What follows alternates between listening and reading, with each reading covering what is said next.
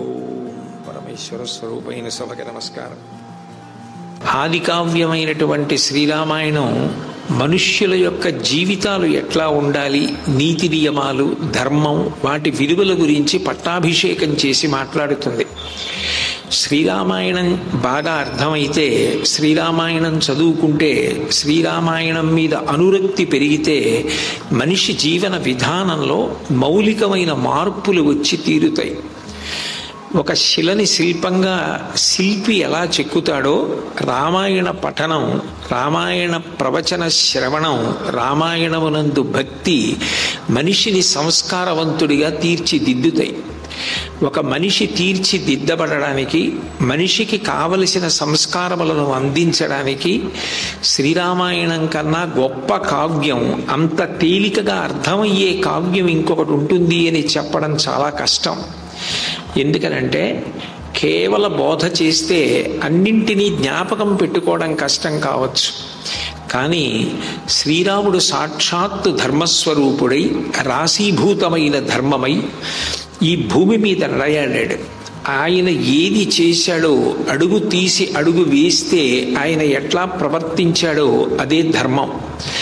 అందుకే రామాయణ కావ్యం బాగా చదువుకుంటే ధర్మం ఎంత గొప్పదో, ధర్మం మనిషిని ఎంత రక్షిస్తుందో అర్థమవుతుంది.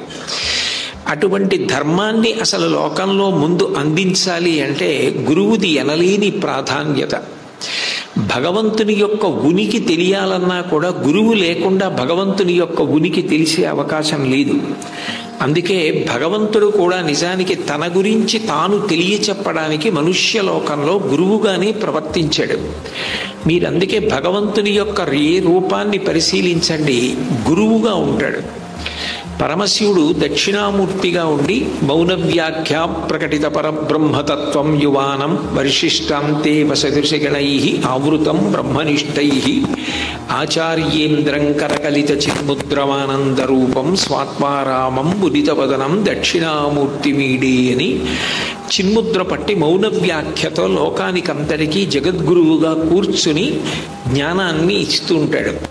అట్లాగే కృష్ణ పరమాత్మ అర్ధరాత్రి వేళ జన్మించి అజ్ఞానం అనే చీకటిని పోగొట్టడానికి ఒక దీపంగా వెలిగాడు. అందుకే కృష్ణం వందే జగద్గురుం అంటారు. ఆయన గురువుగా ఉండి ప్రస్థానత్రయంలో ఒకటైన భగవద్గీతని లోకానికి అందించాడు. సరే, భగవతిని గురుమండల రూపిణి అని పిలుస్తారు. మీనాక్షి, కామాక్షి, విశాలాక్షి ఇవన్నీ గురుస్వరూపాలు. అమ్మవారు గురుమండల రూపిణి. మీరు ఏ భగవత్ స్వరూపాన్ని చూసినా గురువుగా ప్రవర్తిస్తూ ఉంటారు. అసలు భగవంతుడు గురువుగా రాకపోతే, గురువుగా లోకానికి విజ్ఞానాన్ని అందించకపోతే భగవంతుని ఉనికి తెలుసుకునే అవకాశం ఉండదు. అందుకే కరచరణాదులతో కూడి ఉన్నటువంటి పరమాత్మ దర్శనం కష్టమేమో కానీ కరచరణాదులతో ఈ భూమి మీద తిరుగాడేటటువంటి పరబ్రహ్మస్వరూపమైన గురువు యొక్క గొప్పతనం, గురువు యొక్క దర్శనం, దాని ప్రాధాన్యత, ప్రాముఖ్యత చెప్పడం ఎవరికీ సాధ్యం కాదు. అటువంటి గురువు సాక్షాత్తు సృష్టికర్త, స్థితికర్త, ప్రళయకర్తల యొక్క సమాహార స్వరూపమైన పరబ్రహ్మమేనని గురుర్బ్రహ్మ గురుర్విష్ణు గురుర్దేవో మహేశ్వర గురు సాక్షాత్ పరం బ్రహ్మ తస్మై శ్రీ గురవే నమః అని మొట్టమొదట ఏ పని చేసినా మొదటి నమస్కారం ఎవరికి అంటే గురువు గారికి. తెల్లవారి లేస్తూ మొట్టమొదటి స్మరణ ఎవరి గురించి అంటే గురువు యొక్క చరణముల గురించి. రాత్రి నిద్రపోయేటప్పుడు స్మరించేది గురువుని. నిజానికి గురువు కన్నా గొప్పవాడు లోకంలో ఉండడు. గురు స్మరణ కన్నా మంగళాచరణం ఉండదు. గురువు గారిని స్మరించడం, గురువు గారి వైభవాన్ని తలుచుకోవడం, ఆయన చేసిన ఉపకారం మనసులో మెదలడమే చాలా గొప్ప మంగళాచరణం. శ్రీరామాయణ కావ్యం ఆ గురుస్మరణ చేత ప్రారంభం అవడం గొప్ప విశేషం. రాముడు నరుడిగా వచ్చాడు. నరుడిగా వచ్చినటువంటి రాముడు కూడా గురువుల చేత చెక్కబడ్డాడు. ఒక మనుష్యుడిగా వచ్చినప్పుడు ఆ మనుష్యుడికి విలువలు సంతరించుకునేటట్టుగా చెయ్యాలి అంటే అది గురువు వలన మాత్రమే సాధ్యమవుతుంది.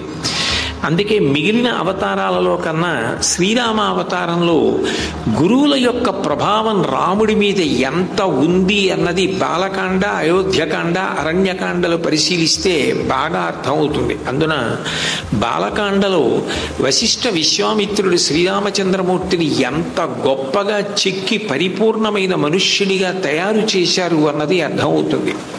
అందుకే అసలు గురువు గారి యొక్క స్మరణతో, గురువుకి నమస్కారంతో, గురువైభవ ప్రస్తావనతో శ్రీరామాయణం ప్రారంభమైంది. బాలకాండ యొక్క మొట్టమొదటి శ్లోకం తపస్వాధ్యాయ నిరతం తపస్వీ వాగ్విదాంవరం నారదం పరిపప్రచ్ఛ వాల్మీకిర్మునిపుంగవం అని. వాల్మీకి మహర్షి ఆశ్రమానికి నారద మహర్షి వచ్చారు. నారద మహర్షి గురుస్థానంలో ఉన్నారు, వాల్మీకి మహర్షి శిష్యస్థానంలో ఉన్నారు. ఆ వచ్చినటువంటి గురువు యొక్క గొప్పతనాన్ని చెప్తున్నారు. ఆయన తపస్వాధ్యాయ నిరతం, ఆయన గొప్ప తపస్వి. నారదుడు గొప్ప తపస్వి అన్న మాట అన్నప్పుడు తపస్సు అన్న మాటని జాగ్రత్తగా అర్థం చేసుకోవాలి. తపస్సు అంటే అన్నిటినీ విడిచిపెట్టేసి ఎక్కడో అరణ్యంలోకి వెళ్ళిపోయి ముక్కు మూసుకుని కూర్చోవడమో, కేవలంగా ఇంద్రియాల్ని అరికట్టి కూర్చోవడం ఒక్కటే తపస్సు అని ఎక్కడా చెప్పబడలేదు. తపస్సు అన్న మాటకి అర్థం తన కర్తవ్యతానిష్టని తాను చెయ్యగలగడం, తన శరీరం యొక్క విలువని మొట్టమొదట తాను గుర్తించగలగడం. కాళిదాస మహాకవి ఒక మాట అంటాడు, శరీరమాద్యం ఖలు ధర్మ సాధనం. ఈ శరీరానికి వేదాంత శాస్త్రంలో చిజ్జడ గ్రంథి అని పేరు. ఇది తనంత తాను జడం. చిత్తు దీన్ని వదిలిపెట్టేసింది అనుకోండి, చైతన్యం వదిలిపెట్టేస్తే కాష్టభూతాని జిజ్ఞిరి అంటారు ఉత్తరాఖండలో. ఒక కర్ర ఎలా పడిపోతుందో ఈ శరీరం కూడా అలాగే పడిపోతుంది.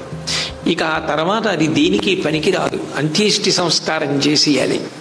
కానీ ఆ చైతన్యముతో కూడి ఉన్నంత కాలం ఈ శరీరము ధర్మమును ఆచరించడానికి చాలా గొప్ప ఉపకరణం. అసలు ఈ శరీరమన్న ఉపకరణము యొక్క విలువ తెలియాలి. తెలిసి దీన్ని నిత్య నైమిత్తిక కర్మలు ఆచరించడానికి వీలుగా శరీరాన్ని సిద్ధం చేసి ఉంచుకుని దాని విలువ తెలుసుకోగలగాలి. అందుకొరకు ఈ శరీరం అన్నవికారం కాబట్టి సాత్వికమైన ఆహారము, భగవదర్పిత ఆహారము, మితాహారము, దైవర్పిత ఆహారము అని కొన్ని లక్షణములు కలిగిన ఆహారము చేత పోషిస్తారు. కేవలము ఇంద్రియములకు వశపడకుండా శరీరాన్ని ధర్మం ఆచరించడానికి అత్యుత్తమమైన ఉపకరణంగా భావించి దాన్ని నిలబెట్టుకోవడానికి, అది మనకి ఉపకరించడానికి వీలుగా అది సత్వగుణంతో నిండి ఉండేటట్టుగా చూసుకోవడానికి తగినటువంటి రీతిలో శరీరాన్ని సిద్ధం చేసుకోవడం తపస్సులలో అంతర్భాగం. అట్లాగే ఒక వ్యాపారం చేసే వ్యక్తి మొట్టమొదట పెట్టుబడి ఏది పెడతాడంటే తన దగ్గర ఉన్నది పెడతాడు. తను ఏ పెట్టుబడి పెట్టకుండా తన దగ్గర ఉన్న ద్రవ్యాన్ని వినియోగించకుండా ఇతరులను పెట్టుబడి పెట్టమంటే ఆ వ్యక్తిని నమ్మరు. తన దగ్గర ఉన్నదంతా పెట్టుబడి పెట్టాడనుకోండి, నమ్మి మిగిలిన వాళ్ళు భాగస్వాములుగా చేరుతారు. మనిషికి ధర్మం ఆచరించడానికి మొట్టమొదటి సాధనం ఏది అంటే శరీరమే. ఈ శరీరము చేతనే గొప్ప తపస్సు ఒకటి నిర్దేశింపబడింది. ఏది ఆ తపస్సు అంటే భగవద్గీతలో గీతాచార్యుడు అంటాడు, దేవద్విజగురు ప్రజ్ఞ పూజనం శౌచమార్జవం బ్రహ్మచర్య అహింసాచ శారీరం తప ఉచ్యతే. శరీరంతో చేసేటటువంటి తపస్సు అన్న మాటకి అర్థం దేవ ద్విజ గురు ప్రాజ్ఞ పూజనం. దేవతారాధన చెయ్యవలసినది చేసి తీరాలి. ఏ ఆశ్రమంలో ఉండే నియమాన్ని ఆ ఆశ్రమంలో పాటించడమే ధర్మం. ధర్మం అన్నది ప్రధానంగా దేని మీద ఆధారపడుతుంది అంటే ఆశ్రమం మీద ఆధారపడుతుంది. బ్రహ్మచారిది ఒక ధర్మం, గృహస్థుది ఒక ధర్మం, వానప్రస్థుది ఒక ధర్మం, సన్యాసిది ఒక ధర్మం. ఒకరి ధర్మాన్ని వేరొకరు ఆచరించడం ధర్మభ్రష్టత్వం. బ్రహ్మచారి గృహస్థులా బ్రతకకూడదు. గృహస్థు వానప్రస్థు కావచ్చేమో కానీ వానప్రస్థు కాకుండా వానప్రస్థులా ఉండకూడదు. గృహస్థు సన్యాసిలా బ్రతకకూడదు, సన్యాసి గృహస్థులా బ్రతకకూడదు. ఎవరి ఆశ్రమానికి తగినట్టుగా వారు నియమ పరిపాలన చేయడానికే ధర్మము అని పేరు. అటువంటి ధర్మంలో ప్రధానంగా గృహస్థుకి సంబంధించిన ధర్మాలనే శాస్త్రములు ఎక్కువగా మాట్లాడతాయి.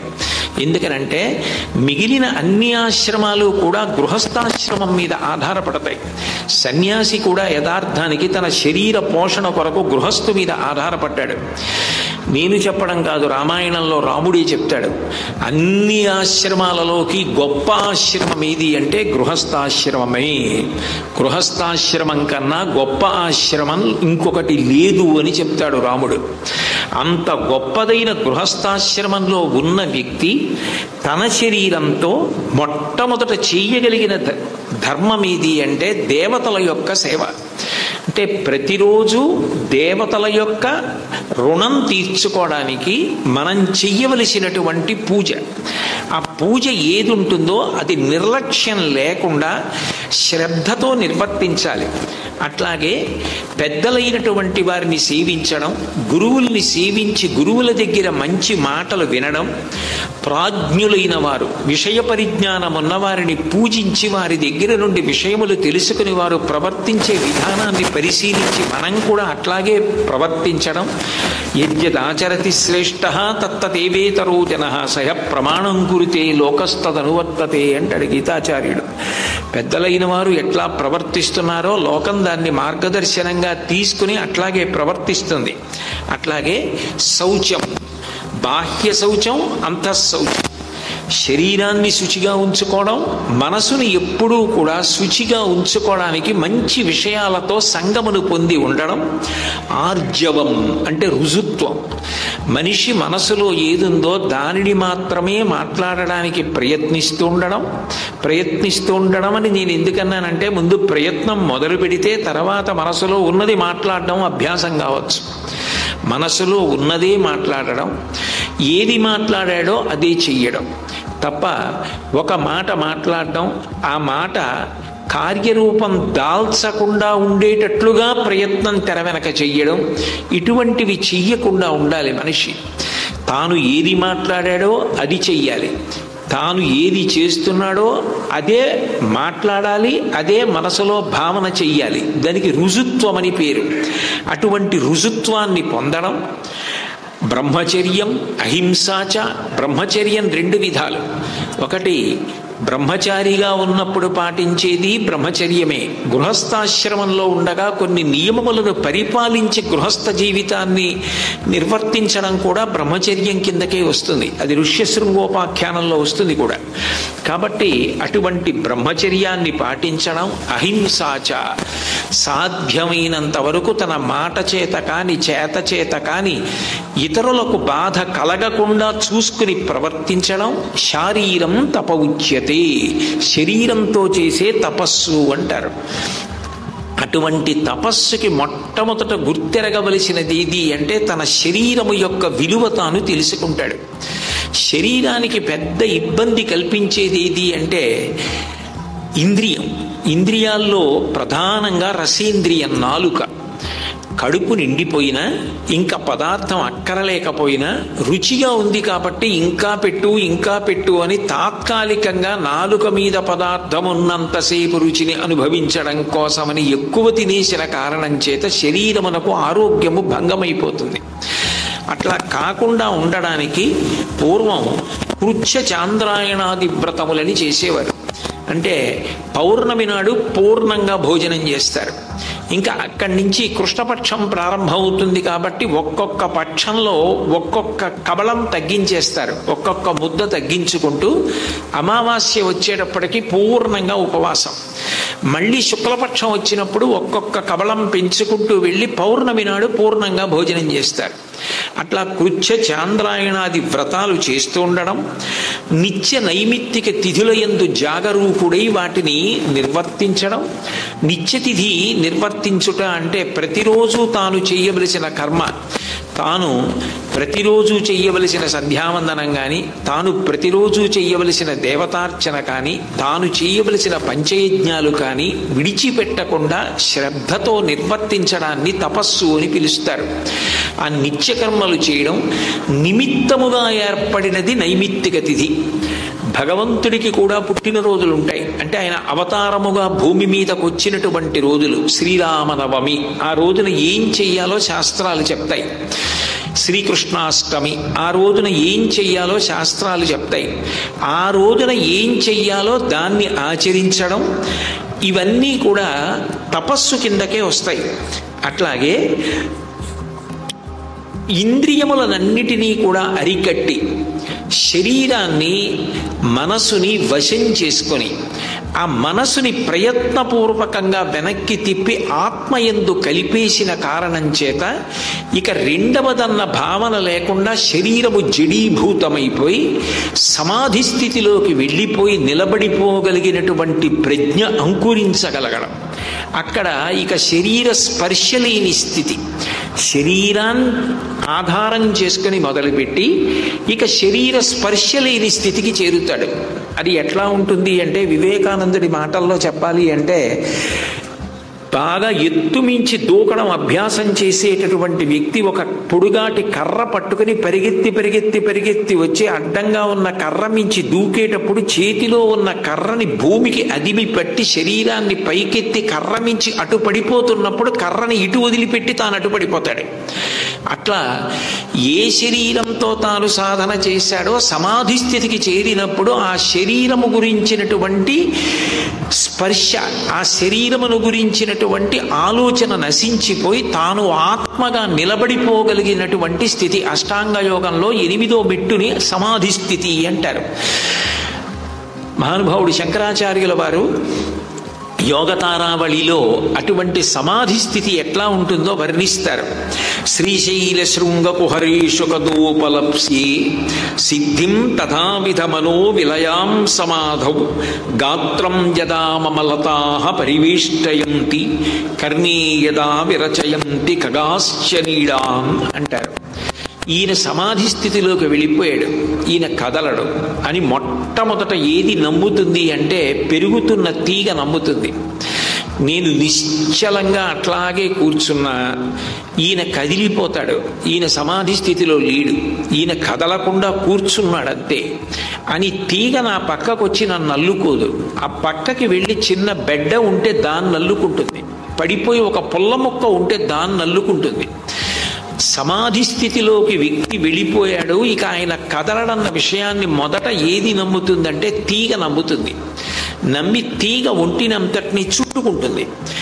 గాత్రం యదా మమలతాః పరివేష్టయంతి, తీగలు చుట్టుకున్న తర్వాత అప్పుడు కర్ణే యదా విరచయంతి ఖగాశ్చ నీడాన్, పక్షులు నమ్మి చెవులలో పుల్లలు పెట్టి గూళ్ళు పెట్టి గుడ్లు పెట్టి పొదిగి సంసారం చేస్తాయి. అయినా కూడా ఆయనకి ఏమీ తెలియదు. అటువంటి సమాధి స్థితి కలగాలి అంటే అది శ్రీశైలంలో ఉన్నటువంటి గుహలలో తొందరగా జరుగుతుంది అని శంకరాచార్యుల వారు శ్రీశైల శృంగ కుహరేషు కదోపలప్స్యే అన్నారు. శ్రీశైలంలో ఉన్నటువంటి ఆ కొండ గుహలలో నాకు ఇటువంటి సమాధి స్థితి ఎప్పుడు కలుగుతుందో అని అన్నారు. అటువంటి స్థితిని పొందగలగడానికి చేసేటటువంటి ప్రయత్నం ఏదున్నదో అది శరీరం దగ్గర ప్రారంభం అవుతుంది కాబట్టి అది కూడా తపస్సే. అట్లాగే నిజానికి మనిషి యొక్క జీవితాన్ని కానీ పునర్జన్మని కానీ నిర్ణయించేది ఎవరు అంటే మనసు. మనసు అంత శక్తివంతం. మన ఏవ మనుష్యాణం కారణం బంధమోక్షయో. మనిషి మనసే మనిషి బంధానికి కానీ మోక్షానికి కానీ కారణం. శరీరంలో అవయవాల్ని చూపించమంటే వైద్యుడు చూపిస్తాడు, కర్ణభేరిని చూపిస్తాడు, కంటి వెనక ఉన్న రెటీనాని చూపిస్తాడు, హృదయాన్ని చూపిస్తాడు, కాలేయాన్ని చూపించగలడేమో కానీ మనసుని చూపించమంటే చూపించలేరు. అది సూక్ష్మ శరీరం, సంకల్ప వికల్ప సంఘాతం. ఎప్పుడూ అందులోంచి ఆలోచనలు పుడుతుంటాయి, కొత్త కొత్త ఆలోచనలు వస్తుంటాయి, పాత ఆలోచనలు జారిపోతుంటాయి. అటువంటి మనసుని చూపించలేరు. అటువంటి మనసుని సౌమ్యంగా ఉంచుకొని ఉద్వేగం పొందకుండా అది ఎప్పుడూ కూడా మంచి పనుల యందు అనురక్తమయ్యేటట్టుగా, నిర్మలంగా ఉండేటట్టుగా ప్రయత్నపూర్వకంగా సాధన చేయడానికి తపస్సు అని పేరు. అంతేగాని తపస్సు అంటే అన్నిటినీ విడిచిపెట్టేస్తేనే తపస్సు అవుతుందని ఎక్కడా చెప్పలేదు. తపస్సు అన్నది సాధన యందు అంతర్భాగంగా ఎంత గొప్పగా చెయ్యాలో చెప్పారు. అందులో మనప్రసాద సౌమ్యత్వం, మౌనమాత్మ వినిగ్రహ, భావ సంశుద్ధిరిత్యేతత్ తపో మానసముచ్యతే. మానసికమైన తపస్సు అన్న మాటకు అర్థం నిర్మలమైనటువంటి మనసుతో ఉండడం. నిర్మలమైన మనసు అంటే ప్రతిదానికి అతిగా స్పందించకుండా ఉండగలిగిన స్థితి. అందరి పట్ల ఆదరభావంతో ఎవరి గురించి మనసులో ఆలోచన వచ్చినా ముందు మంచిగా ఆలోచించగలగడం. ఒకవేళ ఆయన గురించి అలా ఆలోచించడం సాధ్యం కాదు అనుకుంటే ఇప్పుడు వేరొక రీతిలో ఆలోచించి నేను పాపం మూట కట్టుకోవడం ఎందుకని ఆలోచించకుండా తన మనసుని తప్పించగలగడం. క్రూర స్వభావం లేకుండా చూసుకోవడం. ఇతరులను బాధ పెట్టి మనం ఎట్లా ప్రయోజనం పొందుదామన్న ఆలోచన మనసులో ప్రవేశించకుండా చూసుకోవడం. అట్లాగే దైవం గురించి, ధర్మం గురించి, శాస్త్రం గురించి నిరంతరం ఆలోచన చేస్తూ ఉండడం. మాటలు ఎక్కడి నుంచి పుడుతున్నాయో పరిశీలిస్తూ మాట యొక్క విలువని తెలుసుకుంటూ, వేదం అంటుంది వాక్కు అగ్నిహోత్రం. అగ్ని ఎలా అయితే ఇతర వస్తువుని కాల్చేస్తుందో వాక్కు అజ్ఞానాన్ని కాల్చేస్తుంది. ఆ వాక్కు యొక్క వైభవాన్ని తాను మౌనంగా ఉండి తెలుసుకోవడం. మౌనంగా ఉండడం కోసం సద్గ్రంథ పరిశీలనం చేస్తూ ఉండడం. అట్లాగే మనసుని నిగ్రహించగలగడం. విత్సలవిడితనంతో మనసు అటు ఇటు పరిగెత్తకుండా నిగ్రహించి దానికి మంచి మంచి విషయాల్ని ఆలంబనంగా ఇచ్చి ఎప్పుడు అవి పట్టుకునేటట్టుగా చూడడం. ఒక రామాయణం చదువుకోవడమో, భారతం చదువుకోవడమో, భాగవతం చదువుకోవడమో జీవితంలో ప్రధానమైనటువంటి లక్షణంగా తయారైందనుకోండి. ప్రతిరోజు అది చదువుకోవడం అన్నది అలవాటైపోతే మనసు తనంత తాను కోరుకుని చదవడం మొదలు పెడుతుంది. ముందు అభ్యాసంతో మొదలు పెడితే క్రమక్రమంగా మనసు అనురక్తమవుతుంది. అనురక్తమై భావశుద్ధిని పొందుతుంది. అట్లా ప్రయత్నం చెయ్యడం, ఇవన్నీ కూడా మనసుకి సంబంధించినటువంటి తపస్సు. అట్లాగే 84 లక్షల జీవరాశులలో భగవంతుడు ఎవ్వరికీ ఇవ్వనిది మనిషికి మాత్రమే ఇచ్చినది వాక్కు. ఆ వాక్కు అంత గొప్పది. కేవలము మాట చేత మనిషి ధరించిపోతాడు. భగవన్ నామం చెప్పగలిగితే చాలు. హరునకు అవ్విభీషణునకు అద్రిజకున్ తిరుమంత్రరాజమై కరికి నహల్యకున్ ద్రుపద కంజకునార్తి హరించు చుట్టమై బరగిన ఎట్టి నీ పతిత పావన నామము నాదు జిహ్వపై నిరంతరము నటింపచేయుమి కదా శరధీ కరుణాపయోనిధి అంటారు గోపరాజు గారు. భగవన్ నామం నాలుక మీద నర్తించినటువంటి కారణం చేత సమస్త పాపములు క్షయమవుతున్నాయి. ఎంత కష్టంలో ఉన్న వ్యక్తి కూడా ఒక్క మాట చేత ఊరట పొందుతాడు. ఒక మంచి మాట వినపడితే ఎంత పాడైపోతున్న వ్యక్తి ఉత్తమమైనటువంటి పథంలో ప్రయాణం చేయడం మొదలు పెడతాడు. మాట విలువ తెలుసుకుంటే మాట ఎంత జాగ్రత్తగా మాట్లాడాలో అర్థమవుతుంది. అందుకే అనుద్వేగకరం వాక్యం సత్యం ప్రియహితం చయత్ స్వాధ్యాయాభ్యసనం చైవ వాంగ్మయం తపముచ్యతే. కృష్ణ భగవానుడు భగవద్గీతలో అంటాడు, అనుద్వేగకరం వాక్యం, ఇతరుల మనసుకి బాధ కల్పించేటటువంటి మాట మాట్లాడకుండా తనని తాను నిగ్రహించుకోగలగడం. సత్యం ప్రియహితంచయత్, మాట్లాడే మాట సత్యమై ఉండాలి, ప్రియమైనదై ఉండాలి. సత్యం మాట్లాడుతున్నాను కదా అని ఇతరులకు అప్రియమైనదైతే మాట్లాడకుండా ఆపడానికి ప్రయత్నించడం మంచిది. సత్యం బ్రూయాత్ ప్రియం బ్రూయాత్ నబ్రూయాత్ సత్యమప్రియం ప్రియంచ నానృతం బ్రూయాత్. మాట మీద అన్ని నియమాలు చెప్పింది శాస్త్రం. సత్యం బ్రూయాత్, సత్యమే మాట్లాడు. సత్యం మాట్లాడమన్నారు కదా అని ఇన్నాళ్ళకి అవకాశం వచ్చిందని అవతల వాళ్ళు మనసు బాధపడేటటువంటి సత్యాన్ని తొందరగా వెళ్ళి చెప్పేసే ప్రయత్నం చేయకు. ప్రియం బ్రూయాత్, సత్యం బ్రూయాత్, ప్రియం బ్రూయాత్. అట్లాగని చెప్పమన్నారు కదా అని, ప్రియంగా చెప్పమన్నారు కదా అని ప్రియంచ నానృతం బ్రూయాత్, అబద్ధాలు చెప్పి అవతల వాళ్ళ మనసుని సంతోషపెట్టానని మాత్రం అనకు. సత్యం చెప్తున్నాను కదా అని చెప్పి అప్రియమైన దాన్ని తొందరపడి చెప్పేయడానికి ప్రయత్నం చేయకు. ఇన్ని నియమాలు చెప్పడానికి కారణం 84 లక్షల జీవరాశులలో మనిషికి తప్ప వేరొక ప్రాణికి భగవంతుడు మాట ఇవ్వకపోవడం. ఆ మాట అగ్నిహోత్రం. అటువంటి మాట విలువ తెలుసుకొని ప్రయత్నించడం. సత్యం ప్రియహితం చయత్, హితమైనటువంటి మాటలు మాట్లాడటం. అవతల వారి యొక్క పరిస్థితిని తెలుసుకొని వారు ఉద్ధరణ పొందడానికి వారి ఆశ్రమానికి తగినది, వారి ప్రాయమునకు తగినది, వారి సమర్థతకు తగినది, వారు అనుష్ఠించగలిగిన విషయాలను మాత్రమే మాట్లాడాలి తప్ప అవతల వారి మనసు ఆ మాటలు విన్న కారణం చేత కర్తవ్య విమూఢులయ్యే మాటలు మాట్లాడడం మంచిది కాదు. ఏది మాట్లాడాలో అది మాట్లాడాలి. కాబట్టి హితము కలగాలి మాట్లాడితే తప్ప ప్రియముగా ఉంది అన్నట్టుగా హితము కానిది మాట్లాడి అవతల వాళ్ళ కర్తవ్యాన్ని పాడు చేయకూడదు. సత్యం ప్రియహితం చేయత్, స్వాధ్యాయాభ్యసనం చేయవ. వేదము చేత ప్రతిపాదింపబడినటువంటి విషయములు వాటి గురించి పరిశీలిస్తూ ఉండడం, వాటిని తెలుసుకుంటూ ఉండడం. వాంగ్మయం తపముచ్యతే, అటువంటి మాటలు కూడా తపస్సే. కాబట్టి తపస్వి అన్నప్పుడు తపస్వాధ్యాయ నిరతం అంటే మహానుభావుడైనటువంటి నారద మహర్షి ఇటువంటి తపస్సు చేస్తూ ఉంటారు అని తప్ప ఎప్పుడూ ఎక్కడో కూర్చుని ఏదో సమాధి స్థితిలో మాత్రమే ఉంటారు అని కాదు. అట్లా ప్రవర్తించేటటువంటి వ్యక్తి ఎవరుంటాడో ఎప్పుడూ తనని తాను పరిశీలించుకుంటూ శరీరాన్ని, మనసుని, వాక్కుని, నిత్యకర్మల్ని నియంత్రించుకుంటూ ప్రవర్తిస్తూ ఉంటాడో ఆయన కన్నా గొప్ప తపస్వి లోకంలో ఉండడు. నారదుడు అటువంటి తపస్వి. కాబట్టి ఆయన తపస్వాధ్యాయ నిరతం. అటువంటి తపస్సుని పొందినటువంటి వాడు స్వాధ్యాయ నిరతుడు. అంటే ధర్మం తెలుసుకోవాలి అంటే లోకంలో 5 ప్రమాణాలు ఉంటాయి. మొట్టమొదటిది శృతి. వేదం అంత గొప్పగా ఎందుకు చదువుతుంటారు అంటే వేదము చేతనే ధర్మం తెలుస్తుంది. ధర్మం చెప్పడానికి మొట్టమొదటి అధికారం ఎవరిది అంటే వేదం. అటువంటి వేదం అపౌరుషేయం, ఒకరి చేత రచింపబడినది కాదు, అది ఈశ్వర వాక్కు. నేను మాట్లాడాలి అంటే నా ఊపిరిని వాక్కుగా మార్చాలి. నా ఊపిరే నేను. నా ఊపిరి ఆగిపోయిందనుకోండి, నేను లేను. నా ఊపిరి నా వాక్కుగా మారుతోంది అంటే నేనే నా వాక్కు. నా వాక్కుకి నాకు భేదం లేదు.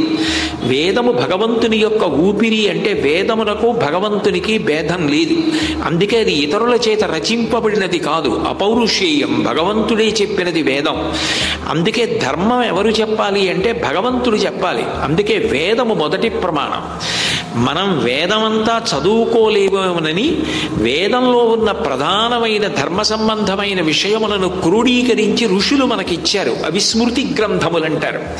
అత్రి ఇస్తే అత్రి స్మృతి, యాజ్ఞవల్క్యుడిస్తే యాజ్ఞవల్క్య స్మృతి, గౌతముడిస్తే గౌతమ స్మృతి, స్మృతి గ్రంథములు అంటారు. కాళిదాస్ అంటాడు శృతేరివార్థం స్మృతిరన్వగచ్చత్ అంటాడు. ఆవు వెనక దూడ ఎలా విడుతుందో అట్లా వేదం వెనక స్మృతి గ్రంథాలు పెడతాయి. వేదములలో ఉన్న విషయాన్ని స్మృతులు చెప్తాయి. 3వ ప్రమాణం పురాణం. పురాణం చరిత్ర కాదు. చరిత్ర అయితే కేవలముగా ఒక వ్యక్తి ఎప్పుడు పుట్టాడు, ఎట్లా పెరిగాడు, ఏం చేశాడు, ఎట్లా చనిపోయాడు మాత్రమే చెప్తుంది. కానీ జీవుడు తర్వాత ఏమయ్యాడు అన్న విషయాన్ని కూడా వేదంలో ప్రతిపాదింపబడిన విషయాన్ని భూతత్వంలో చూపించడానికి వివరించేది పురాణం. కాబట్టి శృతి, స్మృతి, పురాణం. 4వది శిష్టాచారం. మాకు ఈ 3 కూడా అందుబాటులో లేవండి అంటే సమాజంలో పెద్దలైన వారు ఎట్లా ప్రవర్తిస్తారో వారిని చూసి అట్లా ప్రవర్తించడం ధర్మం. 5వది పై 4 ప్రమాణములు కూడా అందుబాటులో లేవు అనుకున్నప్పుడు అంతరాత్మ ప్రబోధం. లోపల నుంచి భగవంతుడు మాట్లాడుతుంటాడు, తప్పు, ఈ పని చెయ్యకు, ఎందుకు అటువంటి పని చేస్తావని అంతరాత్మ మాట్లాడుతూ ఉంటుంది. అంతరాత్మ ప్రబోధం. కాబట్టి ఈ 5 కూడా ధర్మానికి ప్రమాణములు. అటువంటి ధర్మ ప్రమాణములలో మొదటిదైనటువంటి వేదము ఏది ఉన్నదో ఆ వేదమును వేదాంగములతో కలిపి చదువుకోవడం. శిక్ష, వ్యాకరణము, జ్యోతిషము, ఛందము, నిరుక్తము, కల్పము, మీమాంస, న్యాయము, ధర్మశాస్త్రము, పురాణము, ఆయుర్వేదము, ధనుర్వేదము, గాంధర్వము, అర్థశాస్త్రము అని మొత్తం 18. ఈ 18 కలిపి వేదాన్ని చదువుకుంటే స్వాధ్యాయ నిరతం. ఆయన వేదాంగములతో కలిపి చదువుకున్నాడు. ఇప్పుడు చదువుకోవడం ఒకెత్తు, తాను సముద్రమంత జ్ఞానాన్ని పొంది ఉన్నా ఇతరులకు చెప్పవలసి వచ్చినప్పుడు వారికి స్పష్టంగా అర్థమయ్యేటట్టుగా ఏది ఎట్లా చెప్తే అర్థమవుతుందో అట్లా ఆ స్థాయికి కిందకి దిగి మాట్లాడగలగడం ఒక గొప్ప ప్రజ్ఞ. అది సరస్వతీ కటాక్షం. వాగ్విదాం వరం. నారద మహర్షి యొక్క గొప్పతనం ఏమిటంటే అట్లా నిర్దోషంగా చెప్పే దాంట్లో ఏ దోషము లేకుండా కేవలము శాస్త్రమును మాత్రమే ప్రమాణంగా చేసుకుని మాట్లాడుతూ స్పష్టంగా అర్థమయ్యేటట్టుగా చెప్పగలిగిన వ్యక్తి ఎవరుంటారో ఆయనని వాగ్విదాం వరం అంటారు. నారద మహర్షి అంత గొప్పగా మాట్లాడగలిగిన వాడు. అంతేకాదు, ఆయన కేవలము మాట్లాడుతుంటే ఆయన మాటలు వినడానికి కూడా ఎవరో ఉన్నారని గుర్తు.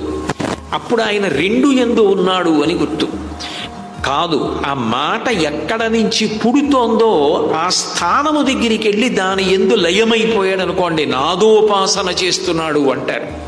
అంటే ఆ స్థితి యందు సమాధి స్థితిలో బ్రహ్మము కన్నా భిన్నము కాకుండా బ్రహ్మవిద్ బ్రహ్మైవ భవతి అని బ్రహ్మముని తెలుసుకుని తాను బ్రహ్మముగా నిలబడగలిగినటువంటి స్థితిని పొందినవాడు. అటువంటి వాగ్విదాంబరం, అటువంటి మహానుభావుడైనటువంటి వాడు వాక్కులను నిలబెట్టి అవి ఎక్కడికి వెడతాయో, ఎక్కడ పుడుతున్నాయో ఆ మౌనం దగ్గరికి వెళ్ళి తాను రమించగలిగినటువంటి వాడు. అంతటి మహాజ్ఞాని, అంతటి ఆత్మస్థితిని అనుభవంలోకి తెచ్చుకున్నవాడు. నారం దదాతీతి నారద.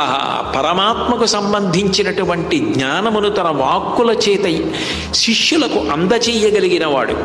ఇన్ని లక్షణములు ఉన్నవాడు కాబట్టి తపస్వాధ్యాయ నిరతం తపస్వీ వాగ్విదాంబరం. అటువంటి గురువైన నారద మహర్షి వాల్మీకి మహర్షి యొక్క ఆశ్రమానికి వచ్చారు.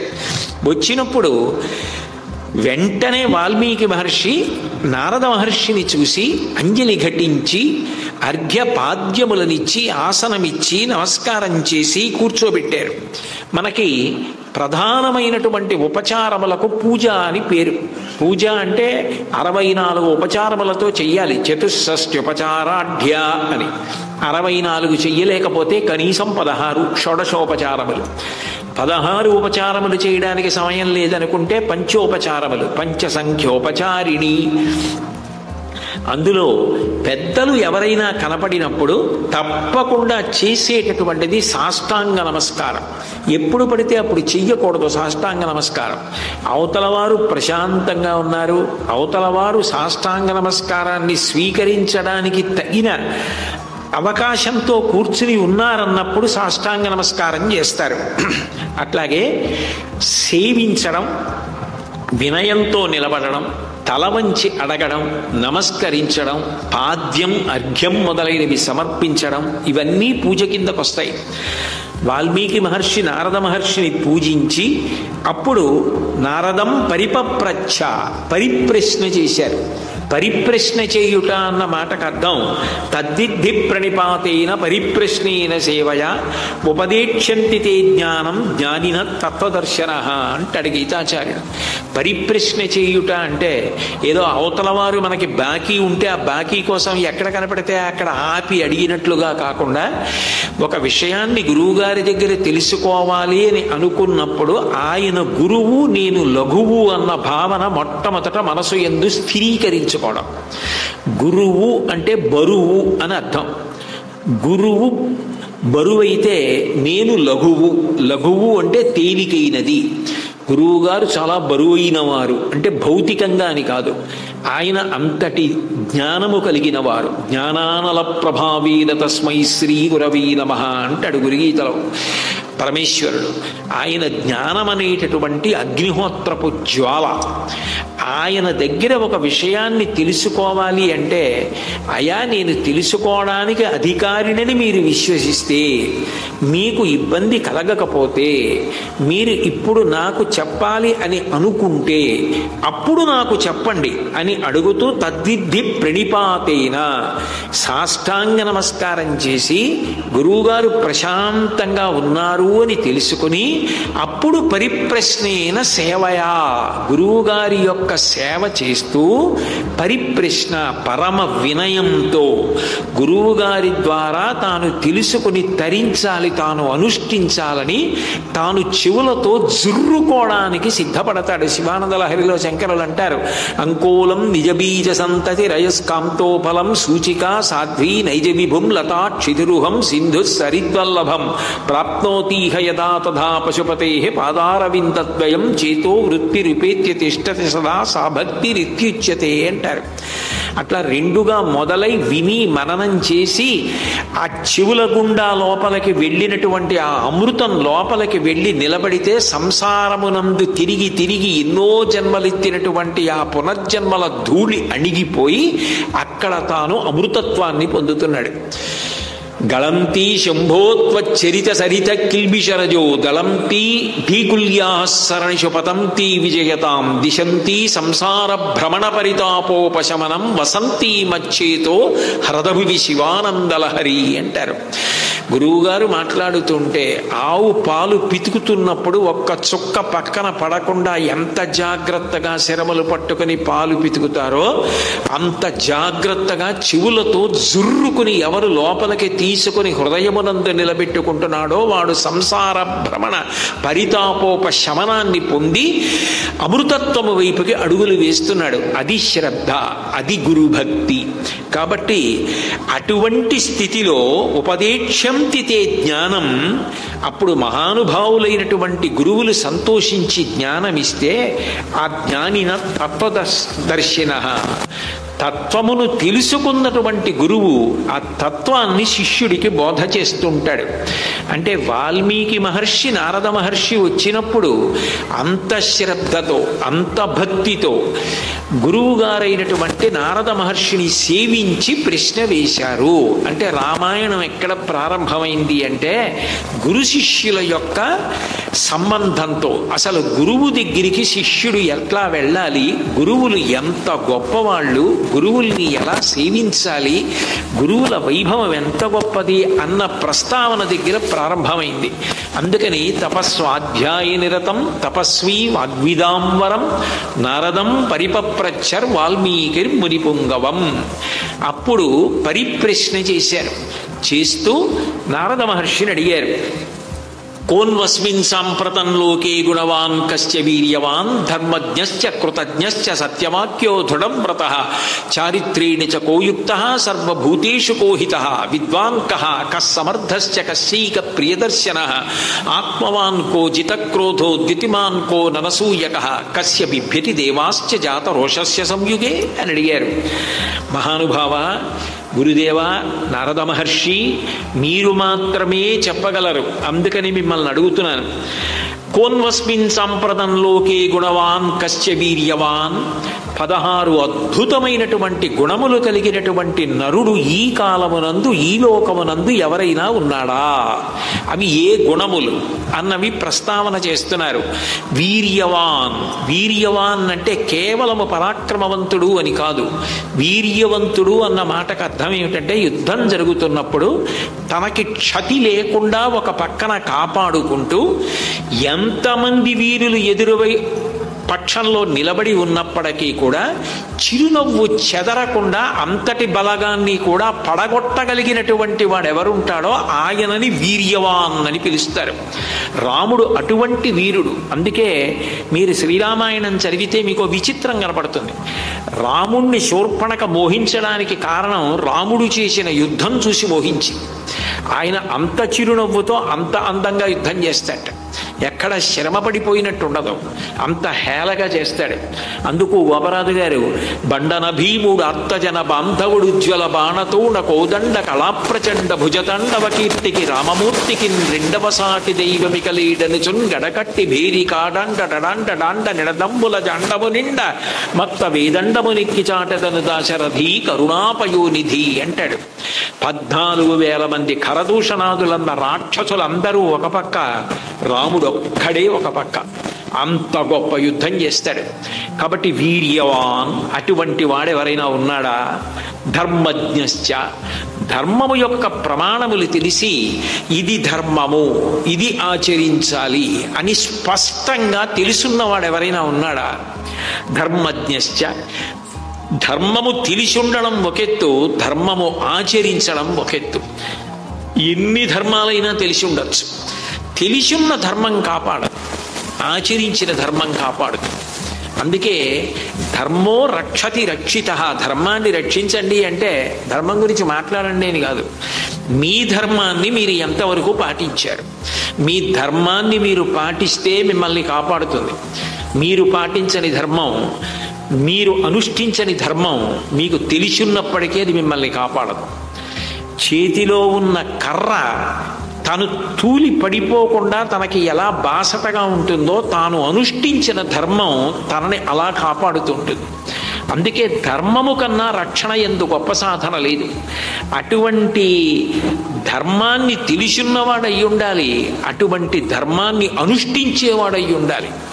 ధర్మాన్ని అనుష్ఠించడం దేని కొరకు అంటే నేను ధర్మం తప్పలేదు అన్న సంతోషం కొరకు తప్ప, ధర్మాన్ని అనుష్ఠించడం వల్ల నాకు ఈ ప్రయోజనం వస్తుందని మొట్టమొదటి ధర్మాన్ని అనుష్ఠించరు. ధర్మాన్ని అనుష్ఠించకుండా ఉండలేక ధర్మాన్ని అనుష్ఠిస్తారు.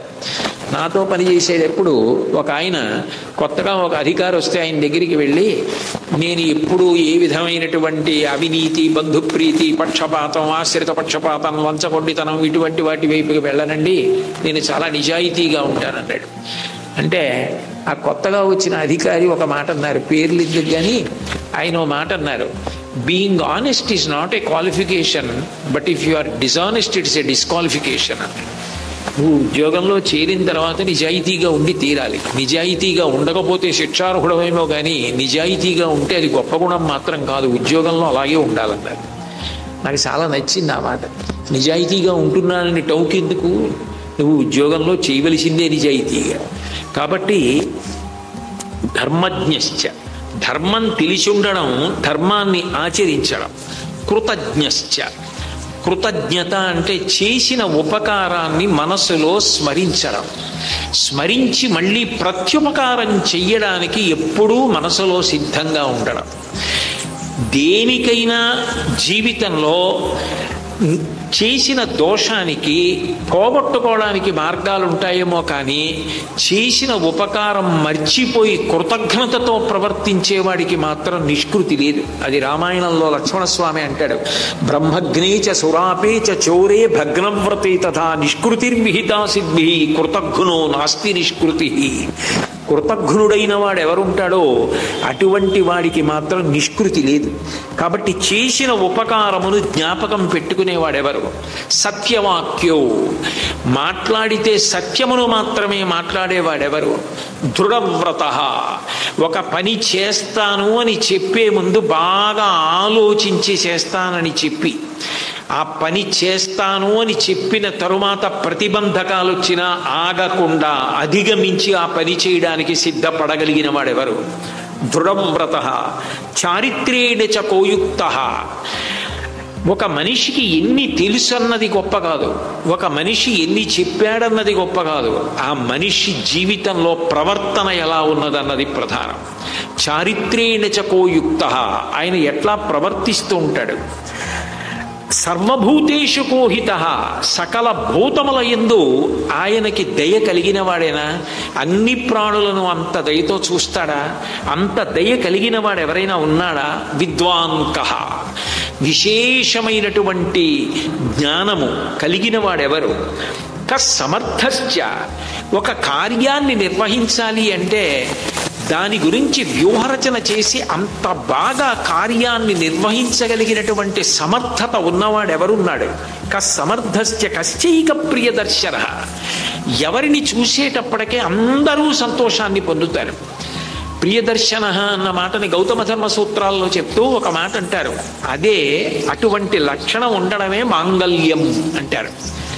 అంటే అది ఎలా ఉండాలి అంటే, ఒక మనిషి చెట్టు యొక్క లక్షణాన్ని, దీపం యొక్క లక్షణాన్ని పొంది ఉండాలి.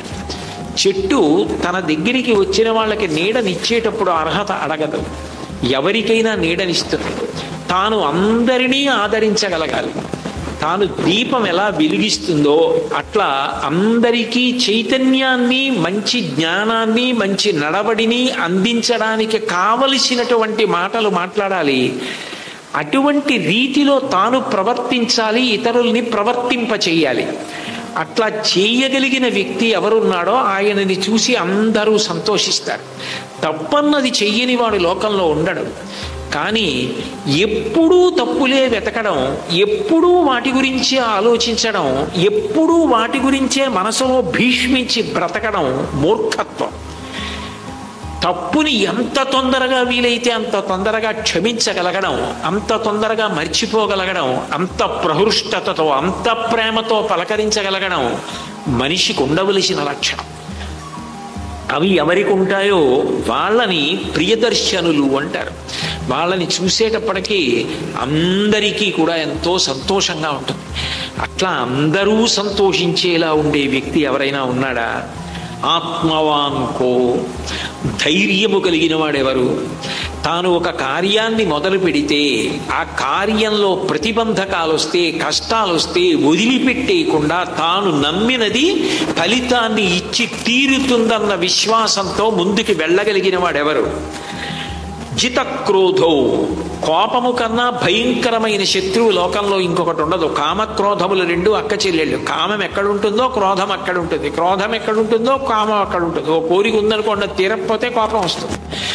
కాబట్టి కామక్రోధములు రెండు అక్క చెల్లెళ్ళు. అవి రెండు ఎక్కడున్నాయో మిగిలినవన్నీ అక్కడ ఉంటాయి. కాబట్టి కామక్రోధ లోభ మదమోహమాత్సర్యములకు ప్రధాన స్థానం క్రోధమే. క్రోధము ద్వారా వ్యక్తమైపోతూ ఉంటుంది. కాబట్టి అటువంటి క్రోధము యొక్క దుష్ఫలితాన్ని బాగా తెలుసుకుని కోపాన్ని నిగ్రహించుకోగలిగినటువంటి లక్షణం ఉన్నవాడెవరు? కోపము చేత మనము లోకంలో ఏది సాధించలేమో, కోపము చేత ఏదైనా సాధించినట్టు కనపడినా పరమ తాత్కాలికం. అప్పటికి ఇంకా వీడితో మనకి ఎందుకని చెప్పి ఒప్పుకుంటారేమో. కానీ ప్రేమతో సాధించినది ఏదో అది శాశ్వతం అని కోపము యొక్క అప్రయోజనాన్ని, ప్రేమ యొక్క విలువని తెలుసుకుని ప్రవర్తించగలగడం క్రోధాన్ని నిగ్రహించుకోవడానికి కారణం.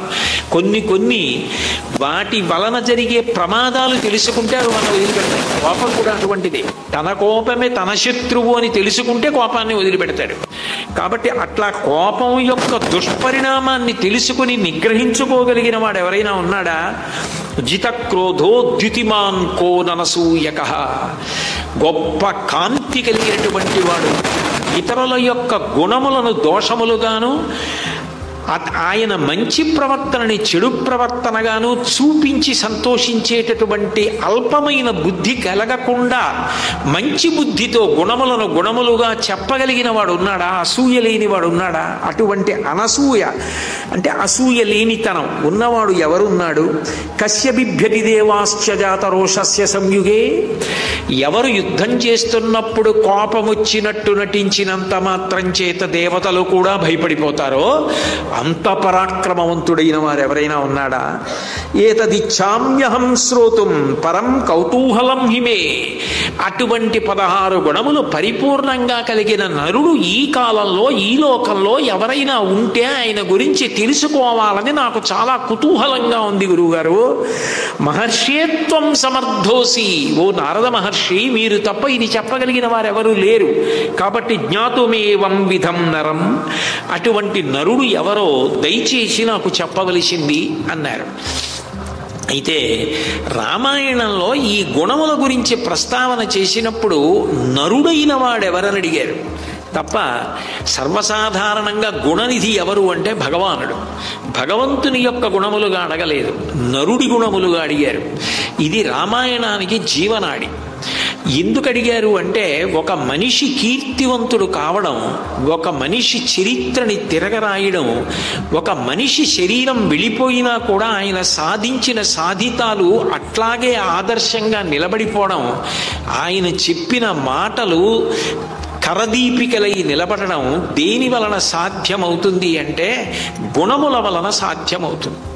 ఇన్ని ఉన్నా గుణములు లేవనుకోండి, గుణము అన్న మాటకు అర్థం ఏంటంటే అభివ్యక్తం అవడం. ఇప్పుడు లోపల ఏదో ఒక గుణం ఉంది, నాకు చాలా ప్రేమండి అన్నాను అనుకోండి, నాకు చాలా ప్రేమండి అంటే అది అభివ్యక్తమైతే గుణం అవుతుంది. ప్రేమ అనేక రకాలుగా అభివ్యక్తం అవుతుంది. గురువుగారు కనపడగానే ఆయన కన్నా మహానుభావుడు లోకంలో వేరొకరు లేరు అని గురువుగారు కనపడగానే వంగి నమస్కారం చెయ్యగలిగితే భక్తి అన్న పేరుతోటి అది అభివ్యక్తం అయింది. ఎవరో అన్నం లేక కొట్టుకుంటున్నాడు, ఆ పక్కన పిల్ల, అమ్మ 3 రోజుల నుంచి మంచినీళ్లు తాగుతున్నానమ్మా, ఆకలేస్తోందమ్మా, నీళ్లు తాగమంటున్నావమ్మా, కడుపులో తిప్పుతోందమ్మా అంటోంది. గుళ్ళోకి వెళ్ళి కొబ్బరికాయ కొడదాం అనుకున్నవాడు ఆ 50 రూపాయలు తీసి ఏదైనా కొనుక్కు తినమని ఆవిడికి ఇచ్చేసి వెళ్ళిపోయాడు. అంటే దయగా అభివ్యక్తమైంది. నిజంగా నీలో ప్రేమ ఉంటే అది అభివ్యక్తము కాకుండా ఉండదు. నీలో ఏ బుద్ధి ఉందో అదే నీ యందు గుణముగా అభివ్యక్తం అయిపోతూ ఉంటుంది. నువ్వు దాన్ని కప్పిపుచ్చడం సాధ్యం కాదు. నువ్వు ఏ గుణాన్ని అభివ్యక్తం చేస్తున్నావో దాన్ని బట్టి నీ మనసు ఎలా ఉందో పసిగట్టబడుతుంది. కాబట్టి ఇన్ని గుణములుగా రాముని యందు అభివ్యక్తమవుతోంది అంటే ఆయన ఎంత మంచి బుద్ధి కలిగిన వాడు, ఎంత మంచి గుణములు కలిగిన వాడు అయి ఉంటాడు. అటువంటి వాడి గురించి తెలుసుకుంటే మనిషిగా బ్రతికేటప్పుడు మనకి ఈ గుణములు ఎంత అవసరమో అర్థమవుతుంది.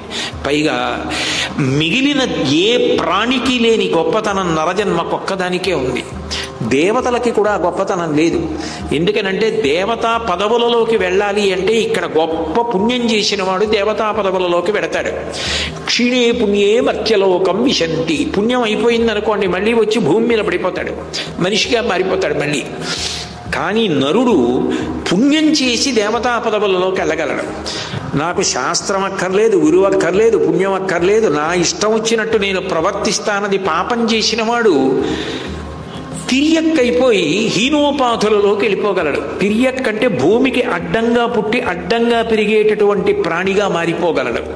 నాకు పుణ్యము వద్దు, పాపము వద్దు, నేను ఏది చేస్తున్నానో అది ఈశ్వర ప్రీతి కొరకు చేస్తున్నానని చేసిన కర్మలు చిత్తశుద్ధికి కారణమై ఆ చిత్తశుద్ధి పాత్రతగా చూసి భగవంతుడిచ్చిన జ్ఞానము వలన ఇక మళ్ళీ పుట్టవలసిన అవసరాన్ని పోగొట్టుకుని మోక్షాన్ని పొందగలడు. అంటే దేవతా పదవులలోకి వెళ్ళినా నరుడే, పతనమైపోయినా తిరియక్కైపోయినా నరుడే, మోక్షాన్ని పొందిన నరుడే. నరజన్మ తప్ప ఇది సాధించడం అన్యప్రాణులకు యోగ్యత లేదు. అది అక్కడక్కడ అప్పుడప్పుడు ఈశ్వరుని కృపచేత కొన్ని ప్రాణుల యందు జరుగుతూ ఉంటుంది. ఏదో శ్రీకాళహస్తిలో ఒక సాలెపురుగు పొందింది, ఒక పాము పొందింది, ఒక ఏనుగు పొందింది, అవన్నీ అప్పుడప్పుడు అక్కడక్కడ జరిగేవి. కానీ అధికారం పొందినవాడు మాత్రం నరుడు. అటువంటి నరజన్మని సులకన చేసి మాట్లాడినవాడు రావణాసురుడు. తృణభూతాహితే మన్యే ప్రాణినో మానుషాదయ అన్నాడు ఉత్తరకాండలో. బ్రహ్మగారి గురించి తపస్సు చేసి ఆయన ప్రత్యక్షమైతే నాకు రాక్షసుల వలన, దైత్యుల వలన, దేవతల వలన, అస్త్రముల వలన, యక్షుల వలన, కిన్నెరల వలన, కింపురుషుల వలన మరణం ఉండకూడదు, మనిషి వలన మరణం ఉండకూడదని నేను అడగను. ఎందుకు అడగనంటే గడ్డి పరకతో సమానం, వాడు నన్నేం చేస్తాడు, అందుకని వాడి పేరు కూడా ఎత్తనన్నాడు. భగవంతుడి సృష్టిలో నరుడు ఇంత గొప్పవాడు. రావణాసురుడి దృష్టిలో నరుడు గడ్డిపోచ కన్నా తక్కువవాడు. అటువంటి నరజన్మ వైభవాన్ని నిలబెట్టడానికి వచ్చినటువంటి అవతారం రామావతారం. నరుని యొక్క గొప్పతనం అంతా దేని మీద ఆధారపడుతుంది అంటే గుణముల మీద ఆధారపడుతుంది.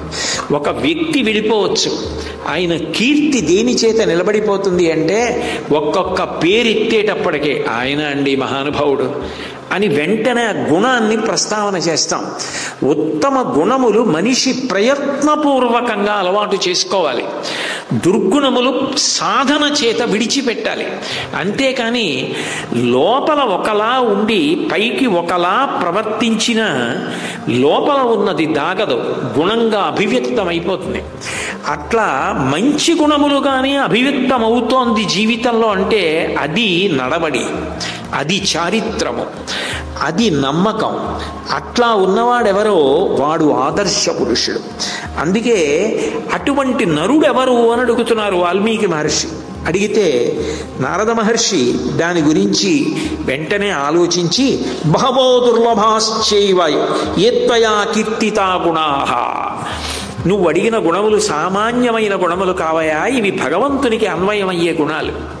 భగవంతుడు నరుడిగా ఈ భూమి మీద నడయాడితే ఇన్ని గుణములు అన్వయం కావాలి. అయినా మునే వక్షామ్యహం బుద్ధ్యా, నేను స్మరించి ఆలోచించి నీకు చెప్తాను, జ్ఞాపకం చేసుకుని ఎవరున్నారు ఇప్పుడు అటువంటి నరుడన్నది. తైర్యుక్త శ్రూయతాం నరః, అటువంటి నరుడు ఎవరో నేను ఇప్పుడు చెప్తాను నీకు విను అని సంక్షేప రామాయణాన్ని చెప్పారు నారద మహర్షి. సంక్షేప రామాయణం అంటే చాలా లఘువుగా సంక్షిప్తంగా రామాయణ కథనంతటినీ కూడా చెప్పేశారు. అందుకని ఇతిహాసములు అని పిలుస్తారు. ఇతిహాసములు అంటే రచయిత వేరు, గ్రంథము వేరుగా ఉంటే కల్పింపబడిన గ్రంథం. నేను ఒక పుస్తకం రాశాననుకోండి, ఒక కథ రాశాననుకోండి, అది నా మేధస్సులోంచి సృష్టింపబడింది. కానీ మీరు రామాయణం పరిశీలిస్తే వాల్మీకి మహర్షి రామాయణంలో అంతర్భాగం. వాల్మీకి మహర్షి రామాయణంలో కనపడతారు, భాగవతంలో వ్యాసుడు కనపడతాడు. అంటే వ్యాసుడు భాగవతం కన్నా భిన్నం కాదు, వ్యాసుడు భారతం కన్నా భిన్నం కాదు, వాల్మీకి రామాయణం కన్నా భిన్నం కాదు. యథార్థముగా ఆ కాలమునందు అప్పుడు జరిగినటువంటి విషయాన్నే వాళ్ళు మనకి గ్రంథ రూపంలో అందించారు. నారద మహర్షి వాల్మీకి మహర్షికి చెప్పిన రామాయణం సంక్షిప్తంగా చెప్పబడినది ఏది ఉన్నదో దాన్నే సంక్షేప రామాయణం అని పిలుస్తారు. ఇక్ష్వాకు వంశ ప్రభవో రామో నామ జనైశ్రుత, ఇక్ష్వాకు వంశంలో రామ అన్న పేరుతో ఒక మహానుభావుడు పుట్టాడు. నియతాత్మా మహావీర్యో ద్యుతిమాన్ ధృతిమాన్ వసీ, ఆయన అనేక గుణములు కలిగినటువంటి వాడు అని రామచంద్రమూర్తి యొక్క జననం దగ్గర ప్రారంభం చేసి దశవర్ష సహస్రాణి దశవర్ష శతాని చ రామో రాజ్యముపాసిత్వా బ్రహ్మలోకం గమిష్యతి. ఆయన కేవలము రావణ సంహారం చేసేసి అవతార పరిసమాప్తి చేయడం కాదు, ఒక నరుడిగా వివాహం చేసుకున్నాడు, సంతానాన్ని పొందాడు. 11,000 సంవత్సరములు నరుని యొక్క గొప్పతనాన్ని లోకానికి చెప్పడం కోసం ఈ భూమి మీద ఉండి పరిపాలన చేసి బ్రహ్మలోకానికి వెళ్ళిపోయాడు. అటువంటి నరుడిగా ప్రవర్తించినటువంటి రామావతారం గురించి నేను నీకు చెప్తాను. ఆయన యొక్క గుణములు విను. ఈ గుణములు ఇంత గొప్పవి, రామ కథ ఇంత గొప్పది. రామకథ అంటే రాముని యొక్క గుణములే. రాముని యొక్క గుణములు, రాముని చారిత్రము వింటుంటే మనకి తెలియకుండానే అందులో మునక వేసేస్తాం. మనకి తెలియకుండానే మనసు అందులో రమించిపోతుంది. మన మనసు రమించిపోయేటట్టు చెయ్యగలిగిన వాడెవరో ఆయనే రాముడు అని చెప్పి వచ్చిన నారదుడు ఎట్లా వచ్చాడో అట్లాగే వెళ్ళిపోయాడు. వాల్మీకి మహర్షి మాధ్యాహ్నిక సంధ్యావందనం చేయడం కోసమని తమసా నదీ తీరానికి వెళ్ళారు. వెనక భరద్వాజుడు అని ఒక శిష్యుడు కూడా వెళ్ళాడు. గురువుగారు ఒక చోటుకు వెడుతున్నారనుకోండి, శిష్యుడు గురువుని అనుగమిస్తాడు. ఎందుకు అనుగమిస్తాడు అంటే 2 కారణాలు. ఒకటి గురు శుశ్రూష. గురు శుశ్రూష అంటే స్థాన శుశ్రూష అంటారు. గురువుగారు ఎక్కడున్నారో అది భగవంతుడు ఉన్న దేవాలయంతో సమానం. ఆ ప్రాంగణం అంతా కూడా శుభ్రంగా ఉందా, గురువుగారు సుఖంగా అక్కడ ఉండగలుగుతున్నారా అని పట్టించుకుని దాని గురించి ప్రయత్నించడాన్ని స్థాన శుశ్రూష అంటారు. గురువుగారికి శరీరం మీద భ్రాంతి లేకపోవచ్చు, కానీ గురువుగారి శరీరం రోగగ్రస్తం అయిపోయి తొందరగా ఆయన శరీరాన్ని వదిలిపెట్టేస్తే మాకు మంచి మాటలు చెప్పేవాళ్ళు ఉండరు. అటువంటి దివ్యమంగళ స్వరూపం మాకు కనపడదు, ఆ ఊరట లభించదు. అందుకని గురువుగారి శరీరంలో ఎక్కువ కాలం ఉండాలని ఆయన శరీరాన్ని రక్షించుకునే ప్రయత్నం చేస్తారు. అది దేహ శుశ్రూష అంటారు. గురువుగారు చెప్పిన మాటలు ఏమున్నాయో అవి ఎప్పుడూ మనసులో స్మరణ చేసి ఆచరణలోకి తెచ్చుకుంటారు. ఆచరణలోకి తెచ్చుకోవడాన్ని ఆత్మ శుశ్రూష అంటారు. ఈ 3 శిష్యులు చేస్తారు. గురువుగారు ఎప్పుడు బయలుదేరతారు, ఎక్కడికి బయలుదేరతారు, అప్పుడు బయలుదేరినప్పుడు గురువుగారు అక్కడికి వెళ్ళి ఏం చేస్తారు, ఏం చేస్తే ఆయనకి ఏ అవసరం ఉంటుంది, దాన్ని ముందుగానే శిష్యుడు ఊహ చేసి గురువుగారు వాటిని సర్దుకోవడం కాదు, శిష్యుడు వాటిని సర్ది అనుగమిస్తాడు. ఇది భారతీయ సంస్కృతి. ఒక గురువు పట్ల శిష్యునికి ఉండేటటువంటి గౌరవం, ఒక శిష్యునికి ఉండేటటువంటి శ్రద్ధ, ఒక గురువుని అంత గొప్పగా అనుగమిస్తారు.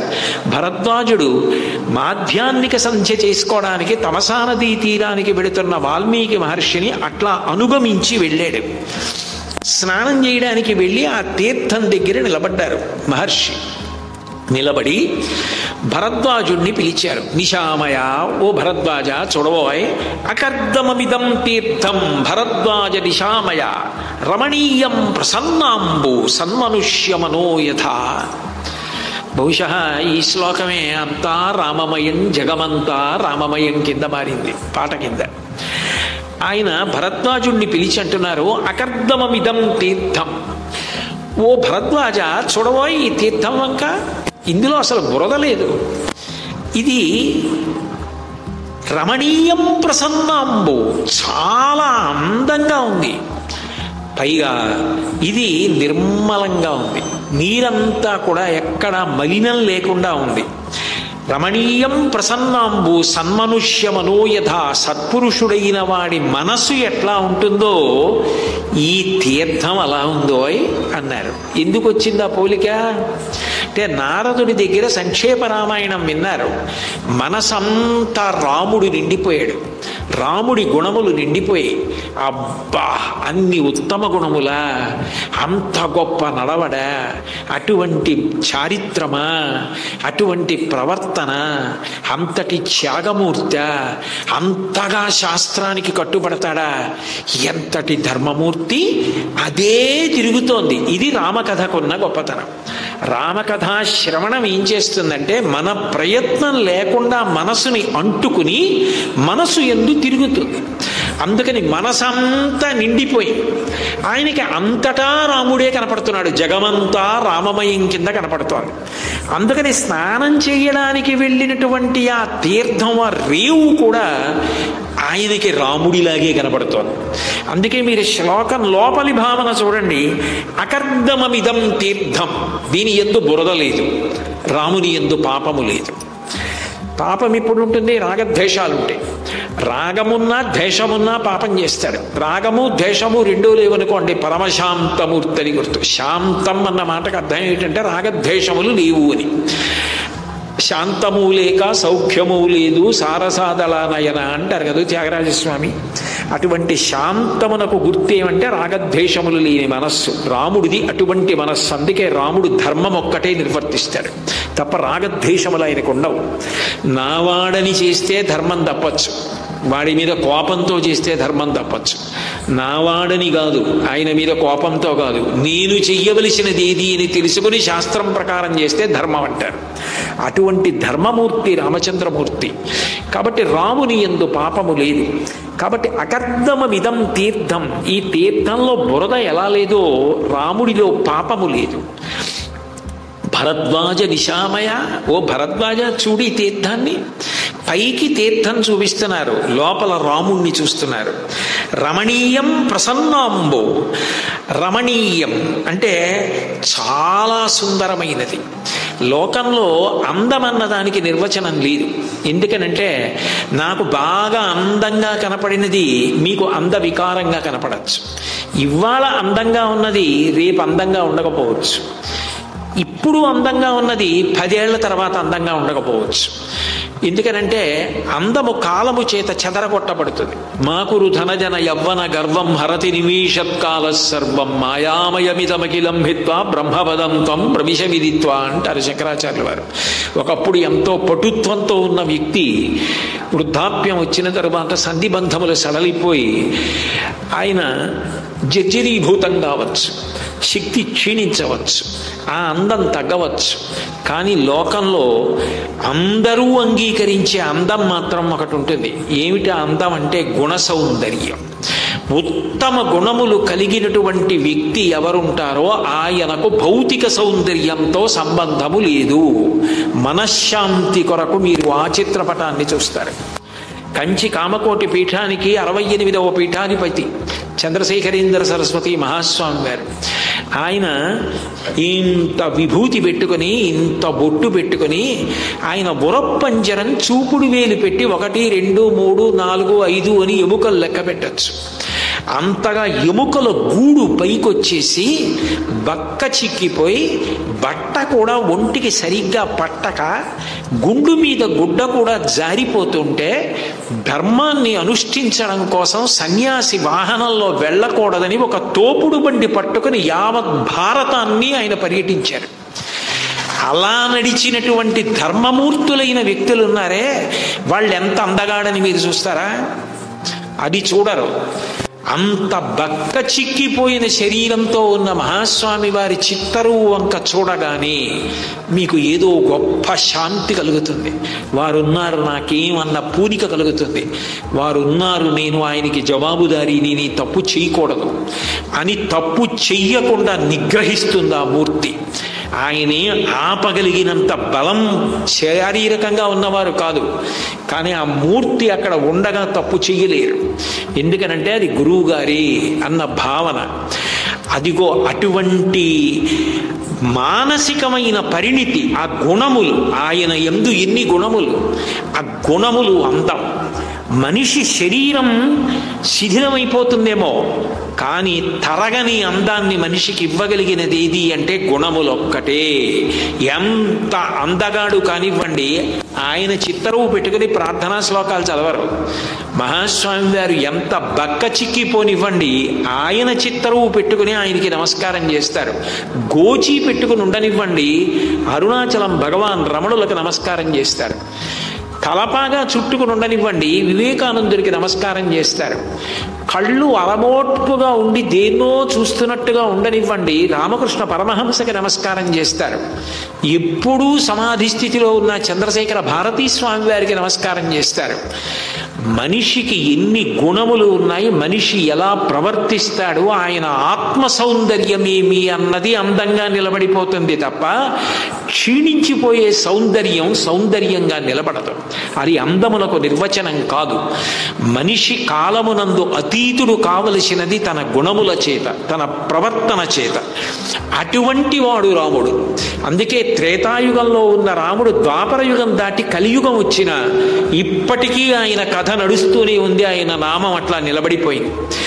అటువంటి రాముడు అది అందం. కాబట్టి రమణీయం.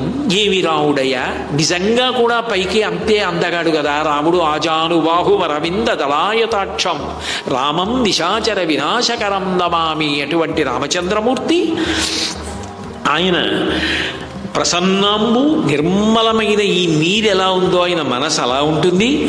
అటువంటి రాముడి మనసు అనకుండా ఒక సత్పురుషుడి మనసులా లేదయా ఈ తీర్థం అంటున్నారంటే, స్నానానికి వెళ్ళిన మహర్షి ఏదో స్నానం చేసేద్దాం, సంధ్యావందనం చేసుకుందాం కాదు, మనసంతా రామమయమైపోయింది ఆయనకి అని శిష్యుడి వంక తిరిగి, న్యస్యతాం కలశస్తాత దీయతాం వల్కలం మమ ఇదమేవావగాహిష్యే తమసా తీర్థముత్తమం. ఇది భారతదేశపు సంస్కృతిని చూపిస్తున్నారు రామాయణ కావ్యంలో. భరద్వాజుడు ఏం తీసుకొచ్చాడు గురువుగారి కోసం అంటే, న్యస్యతాం కలశస్తాత, ఓ శిష్యుడా నువ్వు తీసుకొచ్చిన కలశ అక్కడ పెట్టు అంటే, గురువుగారు స్నానం చేశాక సంధ్యావందనం చేసుకుంటారు, అందుకని ఒక కలశ పట్టుకొచ్చాడు. ఆ కలశ అక్కడ పెట్టి దీయతాం వల్కలం మమ, నేను స్నానం చేసేటప్పుడు కట్టుకునే స్నాన శాటి ఇలా అది కట్టుకుని నీటిలో దిగి స్నానం చేస్తాను అంటే, గురువు గారు స్నానానికి వెళ్ళినప్పుడు కట్టుకునే బట్ట, తుడుచుకునే తువ్వాలు, పైకొచ్చిన తర్వాత కట్టుకునే బట్ట, ఆయన సంధ్యావందనం చేసుకోవడానికి కావలసిన పరికరాలు గురువుగారు ఆలోచించుకుని పట్టుకెళ్ళడం కాదు, గురువుగారికి ఏవసరమో ఆలోచించి శిష్యుడు పట్టుకుని అనుగమించాడు. గురువు సేవ అంటే, గురువుని గౌరవించడం అంటే ఈ జాతి అలా గౌరవించింది. ఎవరు చెప్పారు రామాయణ భారతాదులు ఈ దేశంలో మంచి గుణాలు ఇవ్వవని? రామాయణం కన్నా భారతం కన్నా మానసిక వికాసాన్ని ఇచ్చేవి మంచి గుణాలు అలవాటు చేసేటప్పుడు కాబట్టి ప్రపంచమంతా రామాయణ భారతాల నుంచి నేర్చుకుంటాం. న్యస్యతాం కలశస్తాత దీయతాం వల్కలం మమ ఇదమేవావగాహిష్యే తమసా తీర్థముత్తమం. ఉత్తమమైన ఈ తీర్థంలో స్నానం చేస్తానయా అని చేతిలోకి ఆ వల్కలం బట్ట తీసుకున్నారు. తీసుకుని నీటిలోకి వెళ్ళాలి కదా, వెళ్ళలేదు.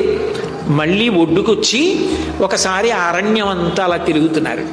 తిరిగి చూస్తూ ఏదో ఆనందం, ఏదో సంతోషం.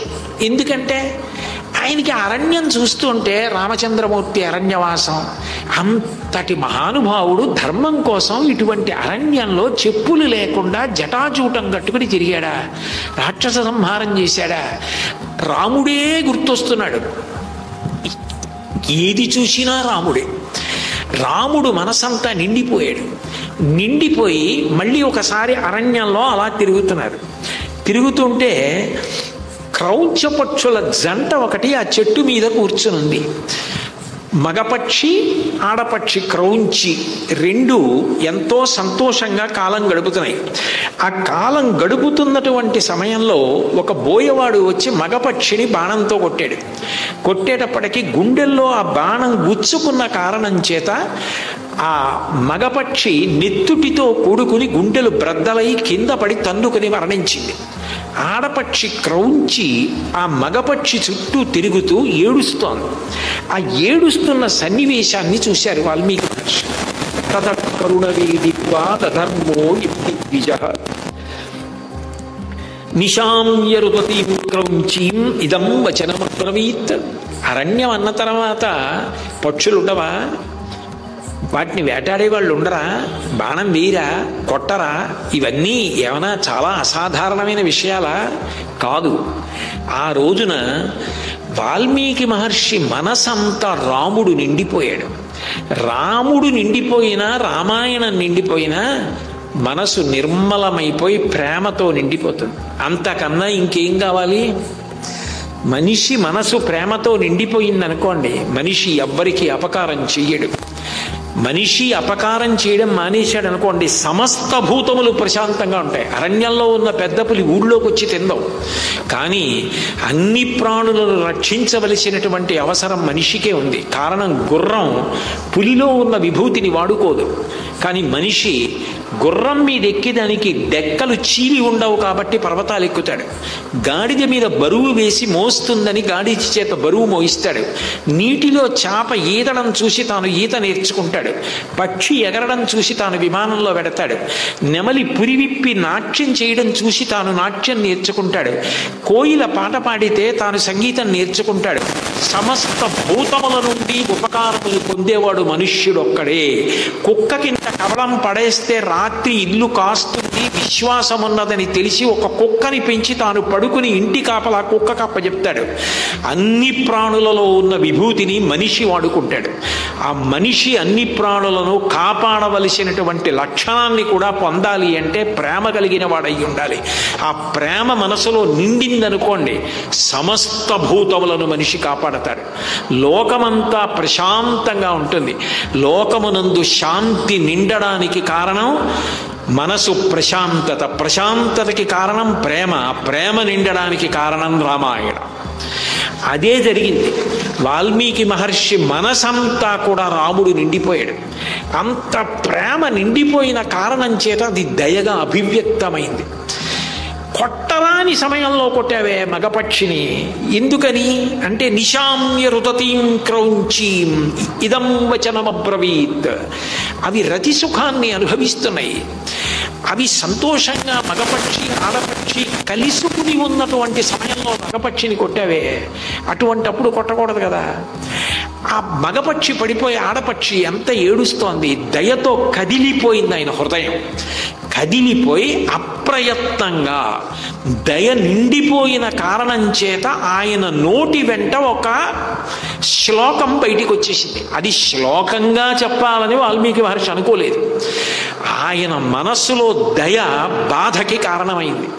అధర్మం చేశాడు. పక్షిని కొట్టడం తప్పు కాదు, రతి సుఖమునందున్నటువంటి పక్షుల జంటలో మగపక్షిని కొట్టాడు, అది అధర్మం. అంటే రాముడు ధర్మమూర్తి, ధర్మమూర్తి అయిన రాముడు లోపల తిరుగుతున్న కారణం చేత అధర్మాన్ని అంగీకరించలేకపోయింది మనసు. ఇంత గొప్ప మహర్షి, ఇంత తపస్సు చేసిన వారు శాపం విడిచిపెడితే తన తపస్సు నశించిపోతుంది కొంత భాగం. అది తెలియని వారు కారు. కానీ ఆయన ప్రయత్నం లేకుండా ఆయన నోటి వెంట ఒక వాక్కు వచ్చేసింది. మానుషాధ ప్రతిష్టాత్మగమ శాశ్వతీ సమాహ యత్క్రౌంచ మిథునాదేకమవధీహి కామమోహితం.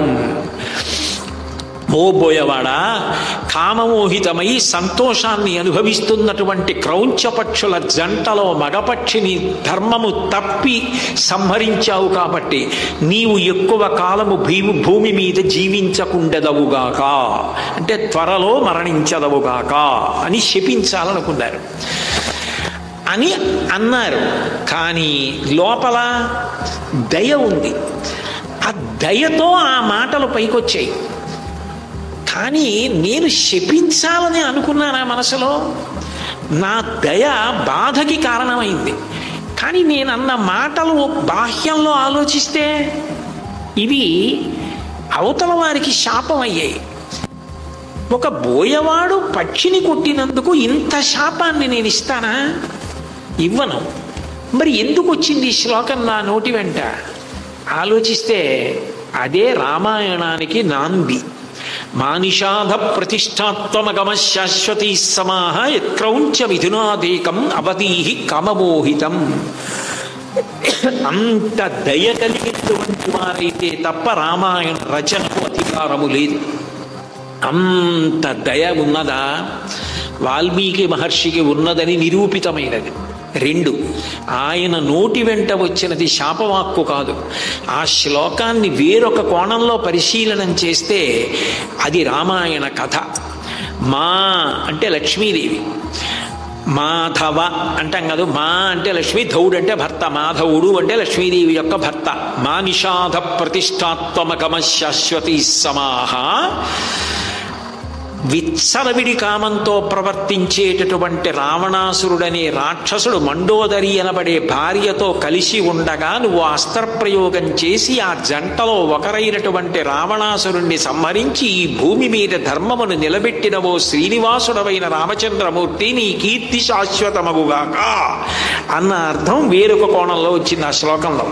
మానిషాధ ప్రతిష్టాత్మగమ శాశ్వతీ సమాహ యత్క్రౌంచ మిథునాదేకం అవధీహి కామమోహితం.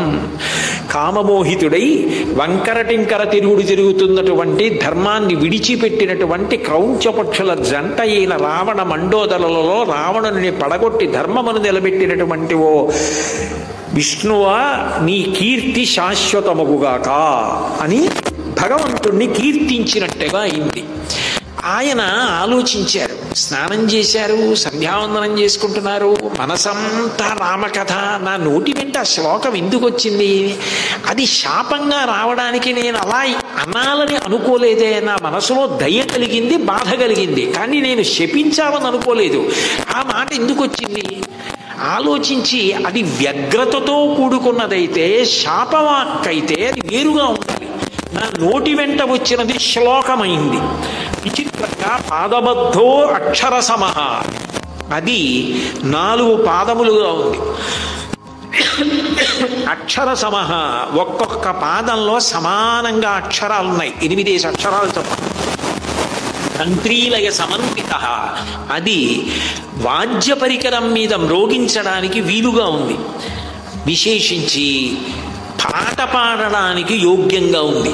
తంత్రీలయ సమన్విత. శోకాంతస్య ప్రవృత్తోమే, నాకు శోకం కలిగింది. అయ్యో ధర్మం పోయింది, అక్కడ ధర్మం పోయేటట్టుగా కొట్టాడే మగపక్షిని అని నేను ధర్మం పోయిందన్న శోకాన్ని పొందడానికి కారణం రామకథ. ఆ రాముడు ధర్మమూర్తి. ఆ శోకార్తిలో నేను ఉండగా నా నోటి వెంట నుంచి వచ్చినటువంటి మాటలు శ్లోకో భవతు నాణ్యథ, అది ఇంకొకటి అవడానికి వీల్లేదు. ఇది శ్లోకమే తప్ప శాపవాక్కు కాదు. నేను శపించాలని మనసులో కోరుకోలేదు, ఇది శ్లోకమే అయింది అన్నారు. ఇది కంఠగతం చేసుకోవడానికి, కంఠస్థం చేయడానికి అనుకూలంగా ఉంది. పైగా ఇది ధారణ చేయడానికి యోగ్యంగా ఉంది. విచిత్రం ఏమిటంటే ఆయన అన్న మాటని శిష్యుడు వెంటనే పట్టుకుని కంఠస్థం చేసుకున్నాడు భరద్వాజుడు. అంత గొప్ప శిష్యుడు. అది ఈ దేశం యొక్క గొప్పతనం. గురువుల నోటి వెంట వచ్చిన మాటల్ని ఒడిసి పట్టి గుండెల్లో పెట్టి దాచుకునేవారు. గురువులంటే అంత గౌరవం. మైసూరు నుంచి సర్వేపల్లి రాధాకృష్ణన్ గారు కలకత్తా వెళ్ళిపోతుంటే, గురువుగారు మీరు కారులో రైల్వే స్టేషన్కి వెళ్ళడం ఏమిటి, ఇన్నాళ్ళు మాకు పాఠాలు చెప్పారని బండి తీసుకొచ్చి సర్వేపల్లి రాధాకృష్ణన్ గారిని కూర్చోబెట్టి విశ్వవిద్యాలయం విద్యార్థులందరూ కలిసి బండి లాగి రైల్వే స్టేషన్కి తీసుకెళ్లారు. గురువుని అంత గౌరవించిన దేశం ఈ దేశం. గురువుగారి నోటి వెంట వచ్చిన మాట వెంటనే కంఠస్థం చేసుకున్నాడు భరద్వాజుడు అన్న శిష్యుడు. పైగా ఇది సంగీతమునకు కట్టుబడుతోందనుకున్నారు. వాల్మీకి మహర్షి తన ఆశ్రమానికి తిరిగి వచ్చేశారు. మనసులో అదే రామకథ, అదే రాముడు తిరుగుతున్నాడు. ఈలోగా చతుర్ముఖ బ్రహ్మగారు ఆశ్రమానికి వచ్చారు. బ్రహ్మగారు వచ్చారు అన్న గౌరవం లేచి నిలబడ్డారు, మౌనం వహించారు, నమస్కారం చేశారు, పాద్యం ఇచ్చారు అంటే కాళ్ళు కడిగారు, అర్ఘ్యం ఇచ్చారు. అర్ఘ్యం అంటే కుడి చేతి మీద నీళ్లు పోస్తారు. అంతకన్నా గౌరవం ఉండదు, అదే అగ్రపూజ అంటారు. అందుకని అర్ఘ్యం ఇచ్చారు, ఆసనం ఇచ్చారు, నమస్కారం చేశారు, కుశల ప్రశ్న వేశారు. కానీ మనసు మాత్రం సాక్షాత్తు సృష్టికర్త అయిన బ్రహ్మగారు నా ఆశ్రమానికి వచ్చారు అని లేదు. ఏదో మనసులో ఎక్కడో ఏదో రామకథ అలా తిరుగుతోంది. ఆ క్రౌంచపక్షుల జంటలో మగపక్షిని కొట్టినప్పుడు నా నోటి వెంట ఎందుకు వచ్చింది ఆ శ్లోకం? నేను శపించాలనుకోలేదు, కానీ అది శ్లోకంగా ఎందుకు వచ్చింది? అది తంత్రీలయ సమన్వితం ఎందుకయింది? అది పాదబద్ధం ఎందుకయింది? శ్లోక రూపం ఎందుకు వచ్చింది?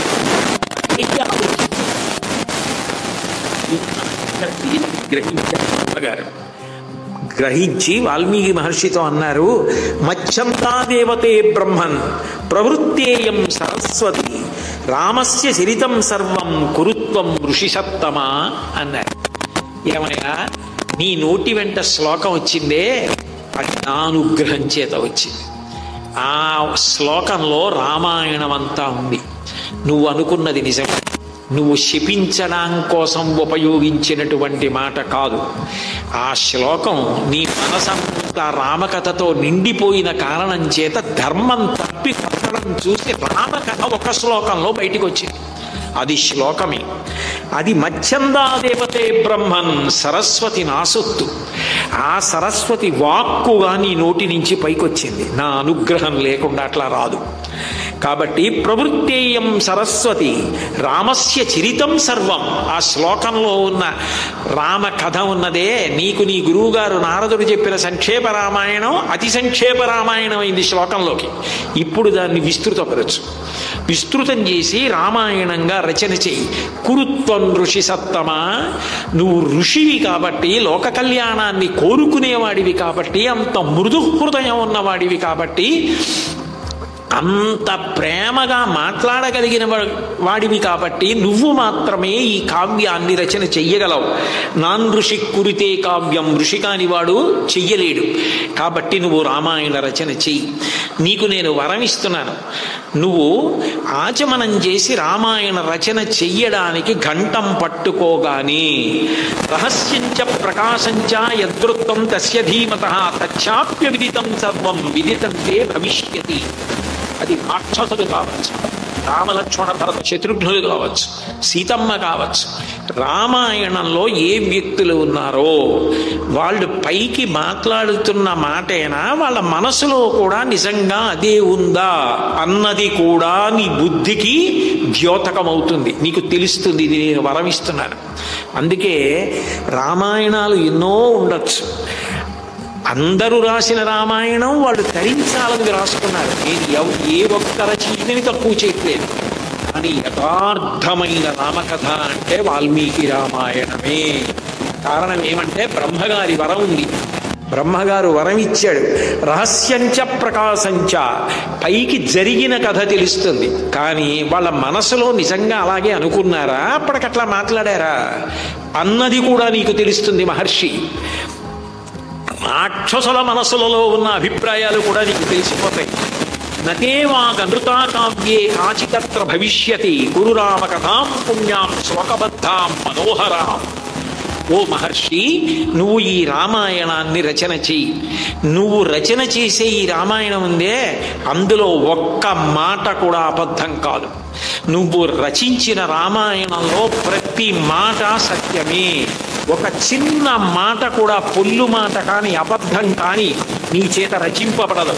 గురు రామ కథాం పుణ్యం.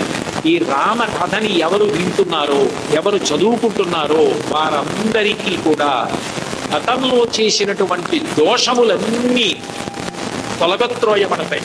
పాపము నశిస్తూ పుణ్యము అంటే పవిత్రత కలుగుతుంది. శ్లోకబద్ధాం, దీన్ని శ్లోకములుగా రచన చెయ్యి. మనోహర.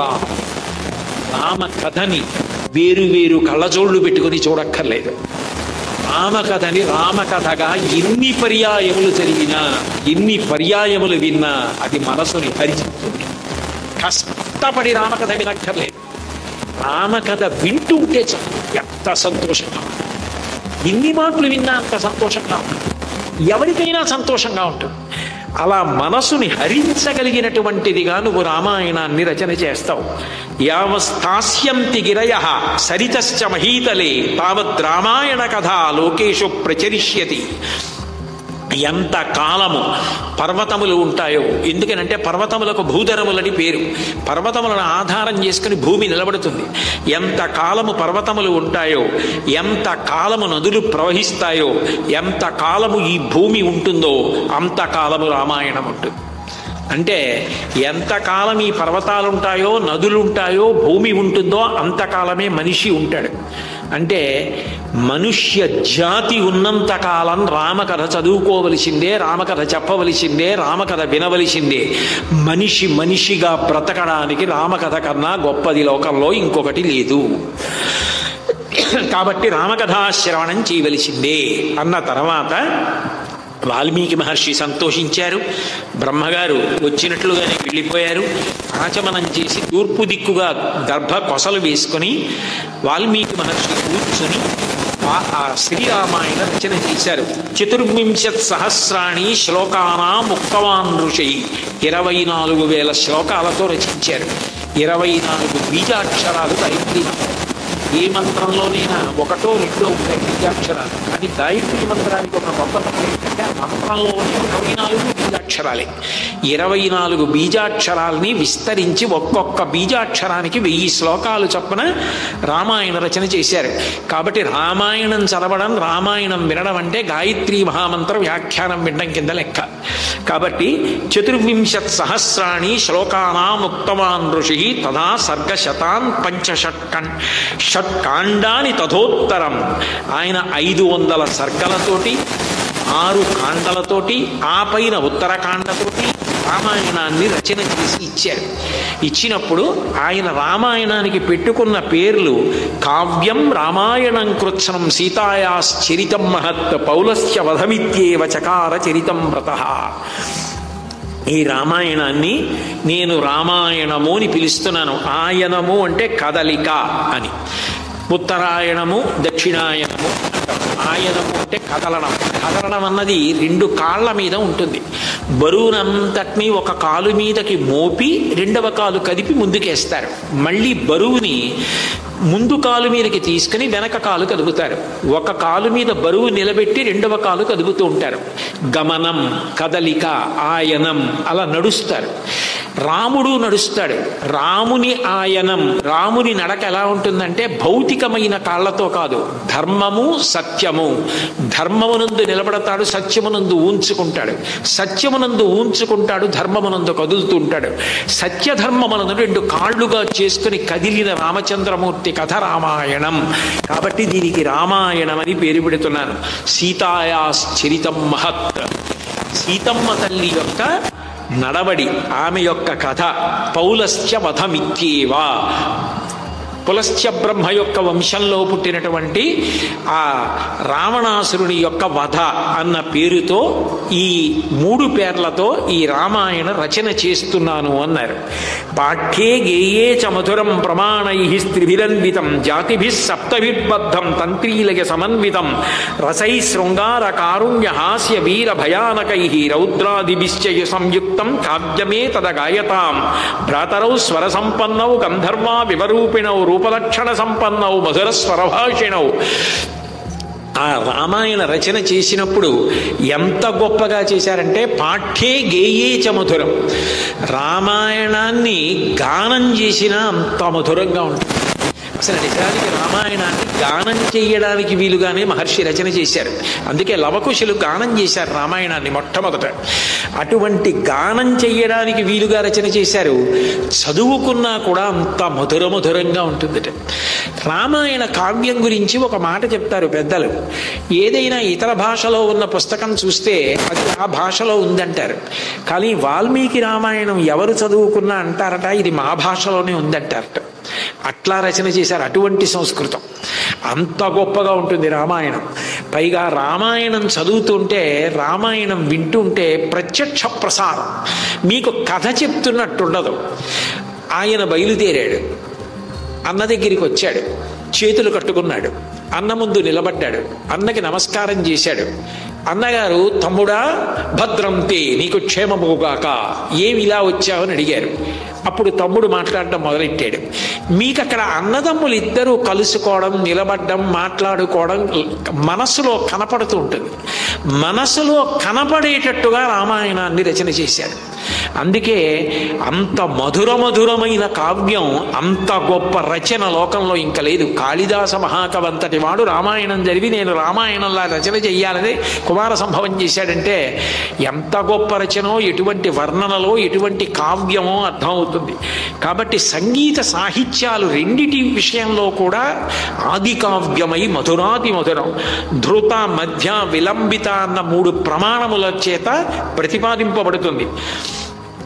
పైగా 7 జాతులకు సంబంధించినటువంటి రాగములతో పాడడానికి వీలుంది. షడ్జ, మధ్యమ, గాంధార, నిషాద, వృషభ, దైవత, పంచమములనేటటువంటి 7 రాగాలతోటి 7 జాతులతోటి కూడా రామాయణాన్ని ఆవిష్కరించవచ్చు. వీణా తంత్రుల మీద పలుకుతుంది రామాయణం. ఈ మధ్య హైదరాబాద్లో నాదరామాయణం అన్న పేరుతో వీణ మీద పలికిస్తూ మల్లాది సోదరులు పాడుతుండగా నేను వ్యాఖ్యానం చేస్తుండగా కొంత భాగాన్ని చేశాం కూడా. ఎంత మధురంగా ఉందో అని అందరూ సంతోషించారు. అట్లాగే శృంగార కారుణ్య హాస్య వీర భయానక రౌద్రాది రసములతో కూడుకుని అన్ని రసములు ఆవిష్కృతమై ఉంటాయి. అంత గొప్పదైనటువంటి రామాయణాన్ని రచన చేసి ఆయన ఇది ఎవరికి నేర్పాలి అని ఆలోచించారు. ఎదురుగుండా లవకుశులు ఇద్దరూ తిరుగుతున్నారు. వాళ్ళని చూసి ఉత్తములైన శిష్యులు వీళ్ళు, కాబట్టి వీళ్ళకి నేను నేర్పుతాను అనుకున్నారు. వెంటనే లవకుశుల్ని పిలిచి వాళ్ళిద్దరికీ రామాయణాన్ని గానం చేయడం నేర్పారు. ఒక మంచి రోజు చూసి ఆ రోజున మొట్టమొదట రామాయణ గానం ఏర్పాటు చేశారు. మొట్టమొదటి రామాయణ గానం ఎక్కడ జరిగింది అంటే వాల్మీకి మహర్షి ఆశ్రమంలోనే. ఆయన ఆశ్రమానికి వచ్చిన ఋషులందరినీ కూర్చోపెట్టి లవకుశులు పాడారట. రామాయణం అంతా పాడేస్తే అభిగీతమిదం గీతం సర్వగీతేషు కోవిదో ఆయుష్యం పుష్టిజనకం సర్వశ్రుతి మనోహరం. ఎంత గొప్పదైందంటే ఆ రామాయణం. అభిగీతమిదం గీతం, అది పాడుతుంటే ఆనందపడిపోయేటట్టుగా ఉంటుందిట. ఆయుష్యాన్ని ఇస్తుందిట, పుష్టినిస్తుందిట. సకల వేదముల సారము అందులో నిబిడీకృతమయ్యుందిట. లవకుశులు అంత గొప్పగా దాన్ని గానం చేస్తే వచ్చిన ఋషులందరూ విన్నారు. ఎంత సమయం అయింది అన్నది వాళ్ళకి తెలియలేదు. వాళ్ళు ఎంత ఆనందపడిపోయారంటే సాధు సాధు అబ్బా అబ్బా అబ్బా అబ్బా అన్నారంతే. ఇంకా వాళ్ళకి అంతకన్నా అనడానికి భాష సరిపోలేదు. ఆ మాధుర్యాన్ని, ఆ సంతోషాన్ని అభివ్యక్తం చేయడానికి ఋషులకు భాష తాళలేదు. ఒక ఆయన లేచి ఏదో సభకెడుతున్నాం, అక్కడ ఏదో రామాయణ గానం చేస్తారట, ఇవన్నీ వాళ్ళు అనుకోలేదు. వాల్మీకి మహర్షి దర్శనానికి వచ్చారు, అందరినీ కూర్చోబెట్టి అకస్మాత్తుగా లవకుశల చేత రామాయణ గానం చేయించారు. వాళ్ళు ఎంత సంతోషపడిపోయారంటే ఏదో ఒకటి లవకుశలకి ఇవ్వకుండా ఉండలేకపోయారు. అందుకని చుట్టూ తడువుకున్నారు. ఏముంది, ఒక ఆయన కట్టి విప్పిన పంచి ఇంకోటి ఉంది అక్కడ, మళ్ళీ తడిపి ఆరేసుకుంటాడు ఆయనది. ఆ పంచె తీసుకెళ్ళి ఇచ్చేసాడు ఆయన, ఇది కట్టేసుకో అన్నాడు అంతే. ఎందుకది అంటే ఏదో ఒకటి ఇవ్వకుండా ఉండలేకపోయారు. ఆ రామాయణం అంత మధురం, లవకుశులు పాడితే అంత గొప్పగా పాడారట. అందుకని ఒక మహర్షి నారచీరి ఇచ్చేశాడు, ఇంకొక ఆయన అసలు ఆయన స్వకర్మ అంతా, ఆయన సంధ్యావందనం చేసుకోవాలన్నా, ఆయన స్నానం చేయాలన్నా, దేనికైనా కలశ దగ్గర ఉండాలి. ఆయన తర్వాత చూద్దాం ఏదో ఒకటి, ముందు మన దగ్గర ఉన్నది ఇది ఒకటి, ఇది ఇచ్చేద్దామని చెప్పి ఆ కలశ తీసుకెళ్ళి ఇచ్చేసేట్టే. అంటే అంత ఆనందపడిపోయారట రామాయణం విని ఋషులందరూ, అంత గొప్ప గానం చేశారు. తర్వాత దాన్ని అయోధ్యానగర వీధులలో పాడారు లవకుశులు. రామచంద్రమూర్తి విని ఆనందించి ఆ పిల్లలిద్దరినీ పిలిచి అంతఃపురంలో లక్ష్మణ భరత శత్రుఘ్నుల్ని తల్లుల్ని అందరినీ కూర్చోపెట్టి, ఇది సీతమ్మ కథ, ఇది వింటే మనశ్శాంతి కలుగుతుంది, నాకు కూడా ఎంతో ప్రశాంతత కలుగుతోంది, ఎంత బాగా పాడారో ఈ పిల్లలు. ఇప్పుడు రామాయణం పాడతారు వినండి. సీతాయాశ్చరితం మహత్ అన్నది సీతమ్మ కథ వాళ్ళు పాడుతున్నారని రాముడు కూడా కూర్చుని విని ఎంతో సంతోషించట. అలా ప్రారంభమైనటువంటి ఆ రామాయణంలో వాల్మీకి మహర్షి అయోధ్యానగరం యొక్క గొప్పతనాన్ని చెప్తారు. శ్రీరామాయణాన్ని మీరు పరిశీలిస్తే మీకు కొన్ని విచిత్రమైన విషయాలు కనపడతాయి. రామాయణ రచన చేసినప్పుడు సుందరకాండ చెప్తున్నారనుకోండి, మహర్షి ఏం చేస్తారంటే అక్కడ ఉండే వాళ్ళ ప్రవర్తన చెప్తారు. దాన్ని బట్టి మీకు తెలిసిపోతుంది ఎంత దుర్మార్గులు ఉన్నారో, ఎటువంటి లక్షణాలు ఉన్న వాళ్ళు ఉన్నారో అర్థమైపోతుంది. పైకి ఎంత బంగారం మేడ అయితే ఆవిడకి కావాలి, ఎంత ముత్యాల తాపడాలు చేస్తే ఆవిడకి కావాలి, రత్నాల జాలు అయితే ఆవిడకి కావాలి, లోపల ఉన్న వాడిలో గుణాలు ఇవి. అదే అయోధ్యానగరాన్ని వర్ణిస్తున్నారనుకోండి, అక్కడ ప్రజల యొక్క గుణాలు చెప్తారు. ఆయన అయోధ్యానగర పౌరులు చాలా గొప్పవారు అలా ఏం చెప్పరు. అయోధ్యానగర ప్రజలు ఎటువంటి వారు చెప్తారంతే. మీరు చెప్పాలి ఎవరు మంచివారు అన్నది. మీకు అయోధ్యానగర ప్రజల గుణాలు నచ్చాయనుకోండి, మీరు ఆ గుణాలు కొన్ని నేర్చుకోవాలని గుర్తు. మీరంటే నా బోటిగాడు, మీ గురించి కాదు నేను అనేది, మీరు అన్నప్పుడు నేను అని గుర్తు. కాబట్టి మహర్షి రచనలో ఏది ఎట్లా చెప్పాలో అట్లాగే సాక్షి మాత్రంగా చెప్పుకుని వెళ్ళిపోతూ ఉంటారు. ఎవరికీ కితాబులు ఇవ్వరు, వీడు గొప్ప అనరు, వీడు తప్పు అనరు. మనం కథ చదువుతూ ఓ ఇలా ఉండడం ఎంత గొప్ప అనిపించాలి అంతే తప్ప అక్కర్లేని అందాలకి అయోధ్య వెళ్ళదు, అక్కర్లేని అందాలకి వెళ్ళి సంస్కృతిని వంట పట్టించుకోదు లంక. రెండిటికీ ఉన్న తేడా స్పష్టంగా కనపడుతుంది. అయోధ్యానగరం యొక్క గొప్పతనాన్ని చెప్తూ అంటారు, కోసలో నామ ముదిత స్ఫీతో జనపదో మహాన్ నివిష్ట సరయూ తీరే ప్రభూత ధనధాన్యవాన్. సరయూ నదీ తీరంలో మనుచక్రవర్తి సంకల్ప బలంతో నిర్మించినటువంటి నగరం అయోధ్యానగరం. అటువంటి అయోధ్యానగరం ధనధాన్య సమన్వితం, ధనధాన్యములు పుష్కళంగా ఉన్నటువంటిది. అది జనపదో మహాన్, కోసలో నామ ముదిత స్ఫీతో జనపదో మహాన్. అనేక మంది జనులు ఆ అయోధ్య నగరంలో నివసిస్తూ ఉంటారు. దృఢమైనటువంటి దారు తలుపులతో కూడినటువంటి రక్షణ వ్యవస్థతో ఉంటుందిట. యంత్రాలు, కోటబురుజులు, శతఘ్నులు ఇవన్నీ ఉన్నాయి. తోటలు, ఉద్యానవనాలు అంత అందంగా పెంచబడి అన్ని పువ్వులతోటి తుమ్మెదలతోటి నిండి ఉంటుందిట. అంటే ఒక ఊరి అందం నిజానికి దేని మీద ఉంటుందంటే, మీరు కృత్రిమంగా ఎన్ని నిర్మించండి, ఒక పెద్ద తటాకం ఉంటే దాన్ని చూసేటప్పటికి కలిగే ఆనందం వేరు. వరంగల్ వెళ్ళి రామప్ప చెరువు చూస్తే మహానుభావుడు ఎలా తవ్వించాడు రా ఈ చెరువు అనిపిస్తుంది. ఒక పెద్ద జలాశయం చూస్తే అంత ఆనందం, ఒక పెద్ద చెట్టు చూశారనుకోండి అంత ఆనందంగా ఉంటుంది, ఒక పూల తోట వంక చూశారనుకోండి అంత ఆనందంగా ఉంటుంది. ఊరంతా ఎక్కడ చూసినా ఉద్యానవనాలు, అంత శుభ్రత, చందనపు నీళ్లు చల్లి ముగ్గులు పెట్టి పతాకాలు ఎగరవేసి ఇళ్ళన్నీ అంత శుభ్రంగా ఉండి ఊరంతా అంత గౌరవంగా ఉందనుకోండి, ఆ ఊరు వెళ్ళగానే మనసు అంత ప్రశాంతతని పొందుతుంది. అంత పెద్ద పెద్ద మేడలు. అయోధ్యానగరం యొక్క గొప్పతనం ఎక్కడుందంటేట, ఖాళీ స్థలాలు ఉపయోగించకుండా వదిలిపెట్టేయడం అయోధ్యలో ఉండదుట. ఎందుకనంటే ఒక ఖాళీ స్థలం ఉండిపోయింది అంటే గుర్తేమిటంటే, ఎప్పుడో అది ధర పెరిగితే అమ్మి సంపాదిద్దామన్న ఒక వ్యక్తి అప్పుడు డబ్బుంది కాబట్టి ఉపయోగానికి అందకుండా ఉంచేసుకున్నాడని గుర్తు. అలా కాకుండా స్థలమంతా నిర్మాణాలు జరిగి ఊరు వృద్ధిలోకి వచ్చిందనుకోండి, ఊరికి ఉపకారం జరుగుతోందని గుర్తు. అందుకని అనుపయుక్తమైన ఖాళీ స్థలములు అయోధ్యానగరంలో ఉండవుట. అట్లాగే ఇంపైన సంగీతం, ఏది మనసుకి ప్రశాంతత కల్పిస్తుందో, ఏది మంచి సంస్కృతి వైపుకి నడిపిస్తుందో అటువంటి సంగీతం వినపడుతూ ఉంటుందిట. తల్లి తండ్రి లేనివాణ్ణి, తనని ఆదుకునేవాడు లేనివాణ్ణి, వెనక ఎవ్వరూ లేనివాణ్ణి, ఒక్కడుగా ఉన్నవాణ్ణి ఎంత తప్పు చేసినా చంపరట. ఎందుకంటే వాడికి ఇక ఎవరూ లేరు, అందుకని అటువంటి వాడిని చంపరట. సింహాలు పెద్ద పులులు ఇటువంటి వాటిని బాణప్రయోగం చేసి చంపడం చాలా తక్కువగా భావిస్తారట అక్కడ యోధులు. చేతులతో పట్టి యుద్ధం చేసి చంపుతారట. అది వాళ్ళ యొక్క పరాక్రమం. సర్వే నరాస్య నార్యస్య ధర్మశీలాః సుసంయుతాః ఉదితాః శీలవృత్తాభ్యాం మహర్ష్యై ఇవామలాః. అయోధ్యానగరం యొక్క గొప్పతనం ఏమిటంటే, ధర్మాన్ని పాటించనటువంటి పురుషుడు కానీ ధర్మాన్ని పాటించనటువంటి స్త్రీ కానీ కనపడరట. అన్నిటికన్నా గొప్ప మాట ఎక్కడ మాట్లాడారంటే ఉదితాహ. పేదవాడిగా పుట్టినవాడు ఉన్నాడేమో కానీ పేదవాడిగానే చచ్చిపోయినవాడు ఉండట అయోధ్యలో. ఎందుకని అంటే కష్టపడి బ్రతికే ఐశ్వర్యవంతుడవుతాట. పేదవాడిగా పుట్టినా ధనవంతుడిగా చచ్చిపోతాడు తప్ప పేదవాడిగా పుట్టి పేదవాడిగా చచ్చిపోయేవాడు ఉండట. అంటే అంత కష్టపడే లక్షణం ఉన్నవాళ్ళు ప్రజలు నిరంతరం వృద్ధి చెందుతుంటారట. రోజు రోజుకి వృద్ధిలోకి వస్తారట. ఊరు అట్లా వృద్ధిలోకి వస్తుందట. శీల వృత్తాభ్యాం మహర్ష్యైవామలాః.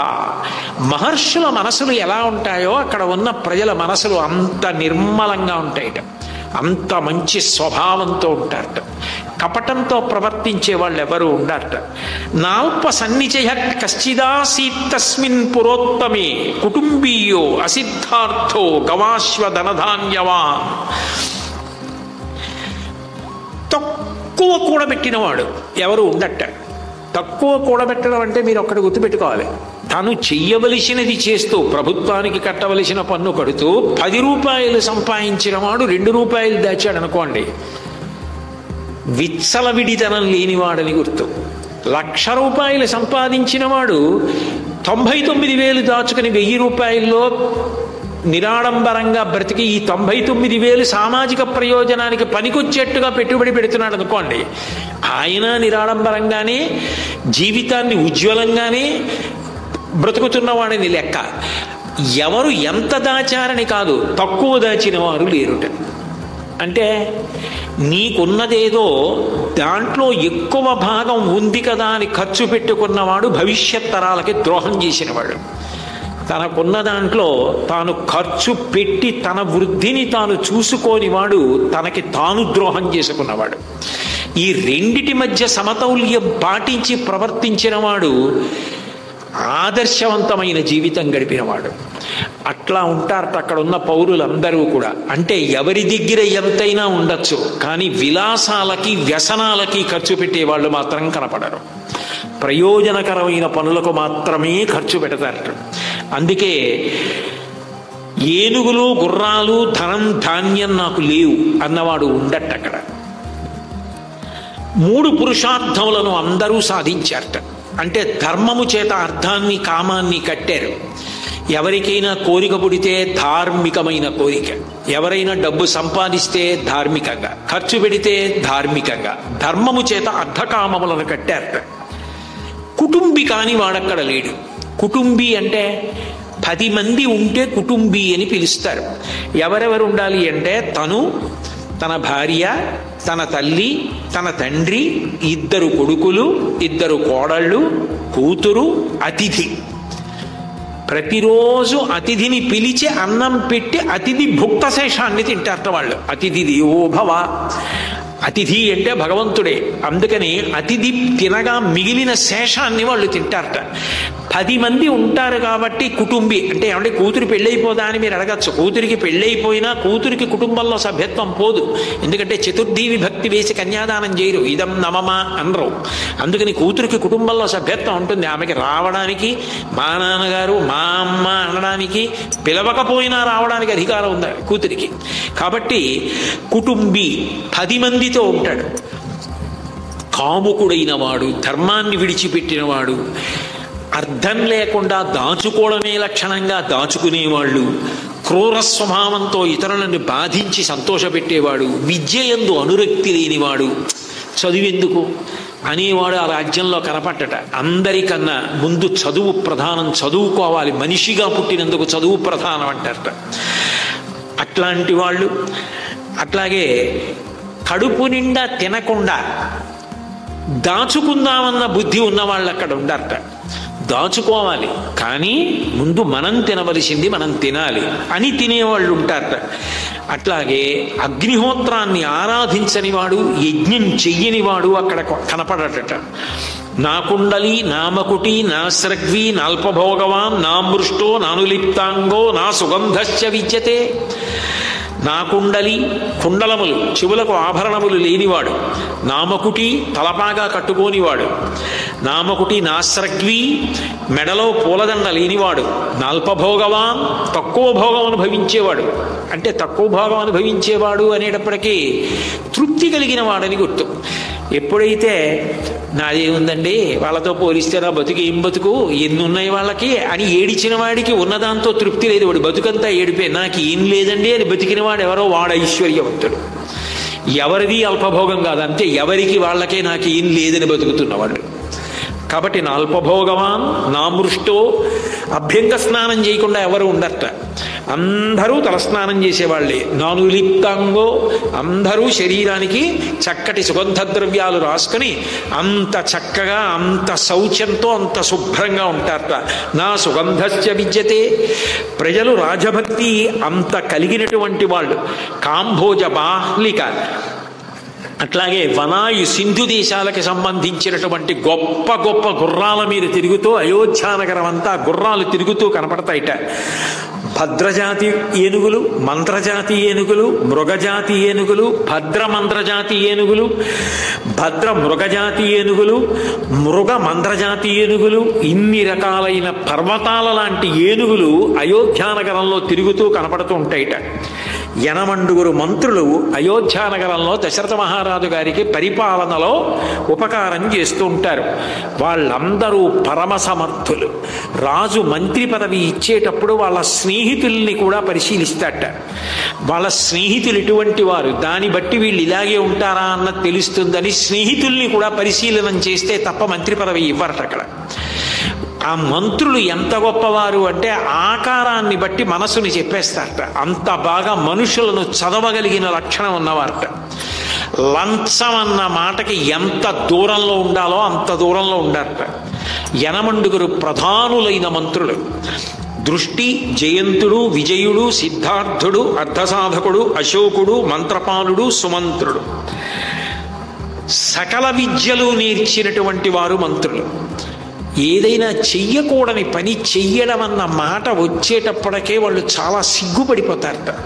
అంటే అంత సచ్చీలం కలిగినటువంటి వాళ్ళు, ఇంద్రియ నిగ్రహం కలిగినటువంటి వాళ్ళు, ఐశ్వర్యవంతులు, బుద్ధిశాలులు, శాస్త్రజ్ఞానం కలిగిన వారు, పరాక్రమం కలిగిన వాళ్ళు, కీర్తి కలిగినటువంటి కుటుంబాల్లోంచి వచ్చిన వాళ్ళు, ఏదైనా పని చేసేటప్పుడు చిత్తాన్ని బాగా నిలబెట్టి ఆలోచించిన తరువాత మాత్రమే మాట్లాడేటటువంటి లక్షణం ఉన్నవాళ్ళు, మాట్లాడేటప్పుడు ముఖం ముడుచుకుని కాకుండా చిరునవ్వుతో మాట్లాడే లక్షణం ఉన్నవాళ్ళు, అవసరమైతే తప్పుదారిలో నడుస్తున్నాడని తెలిస్తే తన కొడుకునైనా కూడా శిక్షించగలిగిన నిష్పక్షపాత బుద్ధి కలిగినటువంటి వాళ్ళు, అటువంటి మంత్రులు అందరూ ఐకమత్యంగా ఉండేవారట. మంత్రిమండలి మధ్యలో విభేదాలు కానీ, ఒకరిని ఒకరు చిన్నబుచ్చుకోవడం కానీ, ఒకరినొకరు తగ్గించుకోవడం కానీ, ఒకరిని ఒకరు అతిక్రమించడం కానీ, ఒకరికన్నా ఒకరు పైచేయిని సాధించడానికి ప్రయత్నం కానీ ఎన్నడూ ఉండేది కాదుట. అంత ఐకమత్యంగా ఉండేవారట. సువాసస్సు వేషాశ్చ తేచ సర్వే సుశీలనః హితార్థంచ నరేంద్రస్య జాగ్రతో నయచక్షుషా. మంచి వస్త్రాలు ధరించి మంచి వేషాలు కట్టుకుని వాళ్ళు ఎప్పుడూ తెలివిగా ఉండేవారట. అంటే నిద్రపోరా అంటే నీతి అన్న కన్నుతో చూస్తూ ఉండేవారట వాళ్ళు. ఎప్పుడూ వాళ్ళు చూసేది ఏది అంటే వాళ్ళు నీతి తప్పరు, జాతి నీతి తప్పకూడదు. ఏది పోయినా మళ్ళీ తెచ్చుకోగలం కానీ ఒకసారి కానీ దేశంలో నీతి పోయి అవినీతి వలన తొందరగా వృద్ధిలోకి రావచ్చన్న భావజాలం అంకురిస్తే ఆ దేశమును బాగు చెయ్యడం ఇక ఎవరికీ సాధ్యం కాదు. కాబట్టి నీతి పట్ల గౌరవం పెరగాలి తప్ప నీతి తప్పితే మనం సంతోషంగా ఉండొచ్చన్న భావన ఎవరి యందో కలగడానికి వీలు లేదని అంత జాగ్రత్తగా పరిశీలనం చేసి అటువంటి బుద్ధి ఎక్కడైనా కలిగితే త్రుంచేసేవారట. త్రుంచేసేయడమే కాదు, సుతీక్ష్ణదండాహ సంప్రేక్ష్య పురుషస్య బలాబలం.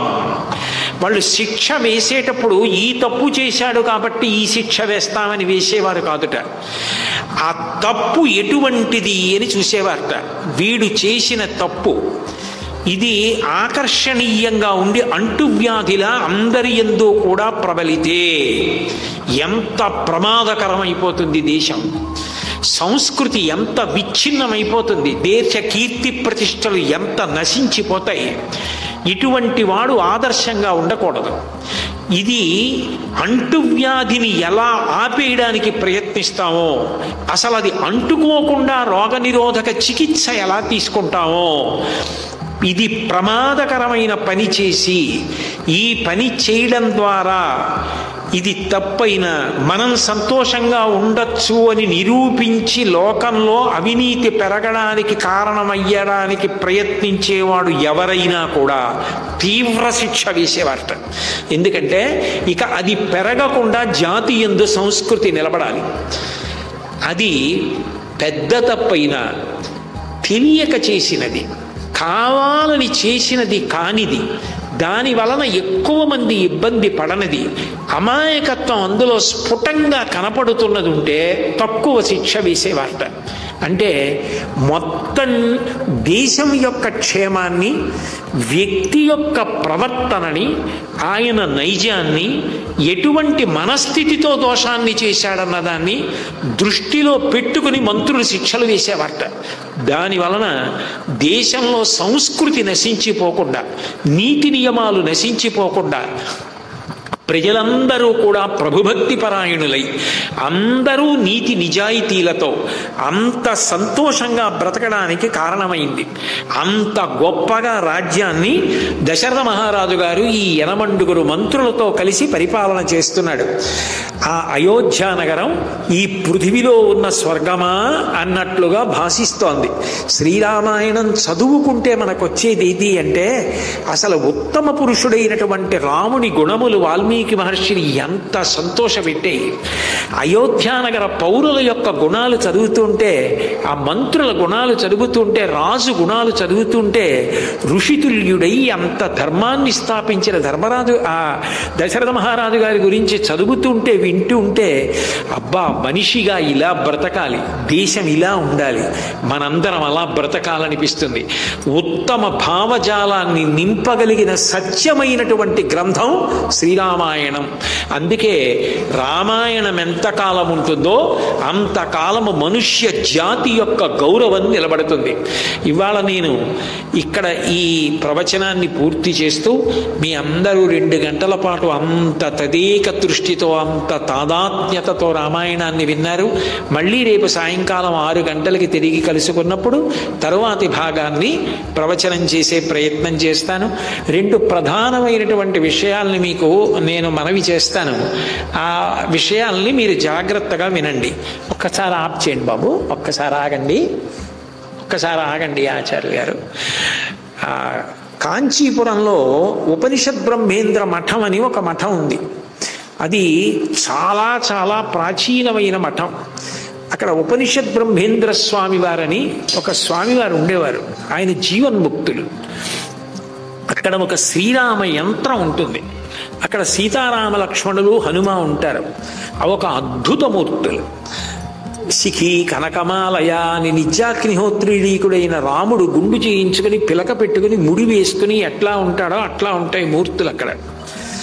ఆ యంత్రం కూడా అంత అద్భుతంగా ఉంటుంది. ఆ ఉపనిషద్ బ్రహ్మేంద్ర స్వామి వారు ఆహ్వానించారని ఒకప్పుడు త్యాగరాజస్వామి బయలుదేరి ఆ కాంచీపురం వెళ్ళి ఉపనిషద్ బ్రహ్మేంద్ర మఠంలో కొంతకాలం ఉండిపోయి అనేక కీర్తనలు చేశారు. ఈ మధ్య కాలంలో అయోధ్య రామమందిర నిర్మాణం జరిగిన తరువాత ఆ ఉపనిషద్ బ్రహ్మేంద్ర మఠంలో అక్కడ ఉన్నటువంటి రామాలయంలో ఉన్న యంత్రమేమి, ఆ యంత్రం ఎందుకు అంత శక్తివంతమైంది, ఎందుకు ఇప్పటికీ ఆ ప్రాంగణం అంత పవిత్రంగా, అక్కడికి వెళ్ళగానే ఏదో మనసులో ఒక గొప్ప శాంతి కలుగుతుంది, ఎందుకు అట్లా జరిగింది అని పరిశీలనం చేసి ఆ యంత్రం ఏముంది తీసి చూడడానికి కుదరక అనేక ప్రయోగాలు చేసి దాని మీద క్షేమకరమైనవే వెయ్యాలి కాబట్టి బియ్యపిండి ఇటువంటి వేసి కాగితం మీదకి ముద్రలు తీసి దాన్ని సంస్కృత భాషలోకి యంత్రంలో ప్రవేశం ఉన్న విద్వాంసుల్ని తీసుకొచ్చి ఆ యంత్రాన్ని అంతటినీ పరిశీలనం చేశారు. పరిశీలనం చేస్తే అందులో 8 దిక్కులా కూడా 8 విష్ణు ఆయుధాలు ఉండి 4 వైపులా 4 ధనస్సులు అన్నీ ఒక్కలా ఉండవు, ఒక్కొక్కటి ఒక్కొక్క రకంగా ఉండి నమో నారాయణాయ నమో వాసుదేవాయ ఇటువంటి విష్ణు సంబంధమైన మంత్రాలతో నిండి ఉండి ఇందులోకి రామచంద్రమూర్తి యొక్క కర్మేంద్రియ జ్ఞానేంద్రియ మనోబుద్ధి మొదలైనటువంటి సమస్త ధాతువుల్ని ఇంద్రియాల్ని రాముడి జీవశక్తిని ఆవాహన చేసి నిక్షేపిస్తున్నాము ఈ యంత్రంలో అని ఉంది. ఆ యంత్రం యొక్క ప్రధాన స్థానంలో దాని యొక్క బిందు స్థానమునందు సీతామహాదేవిని ఆవాహన చేశారు.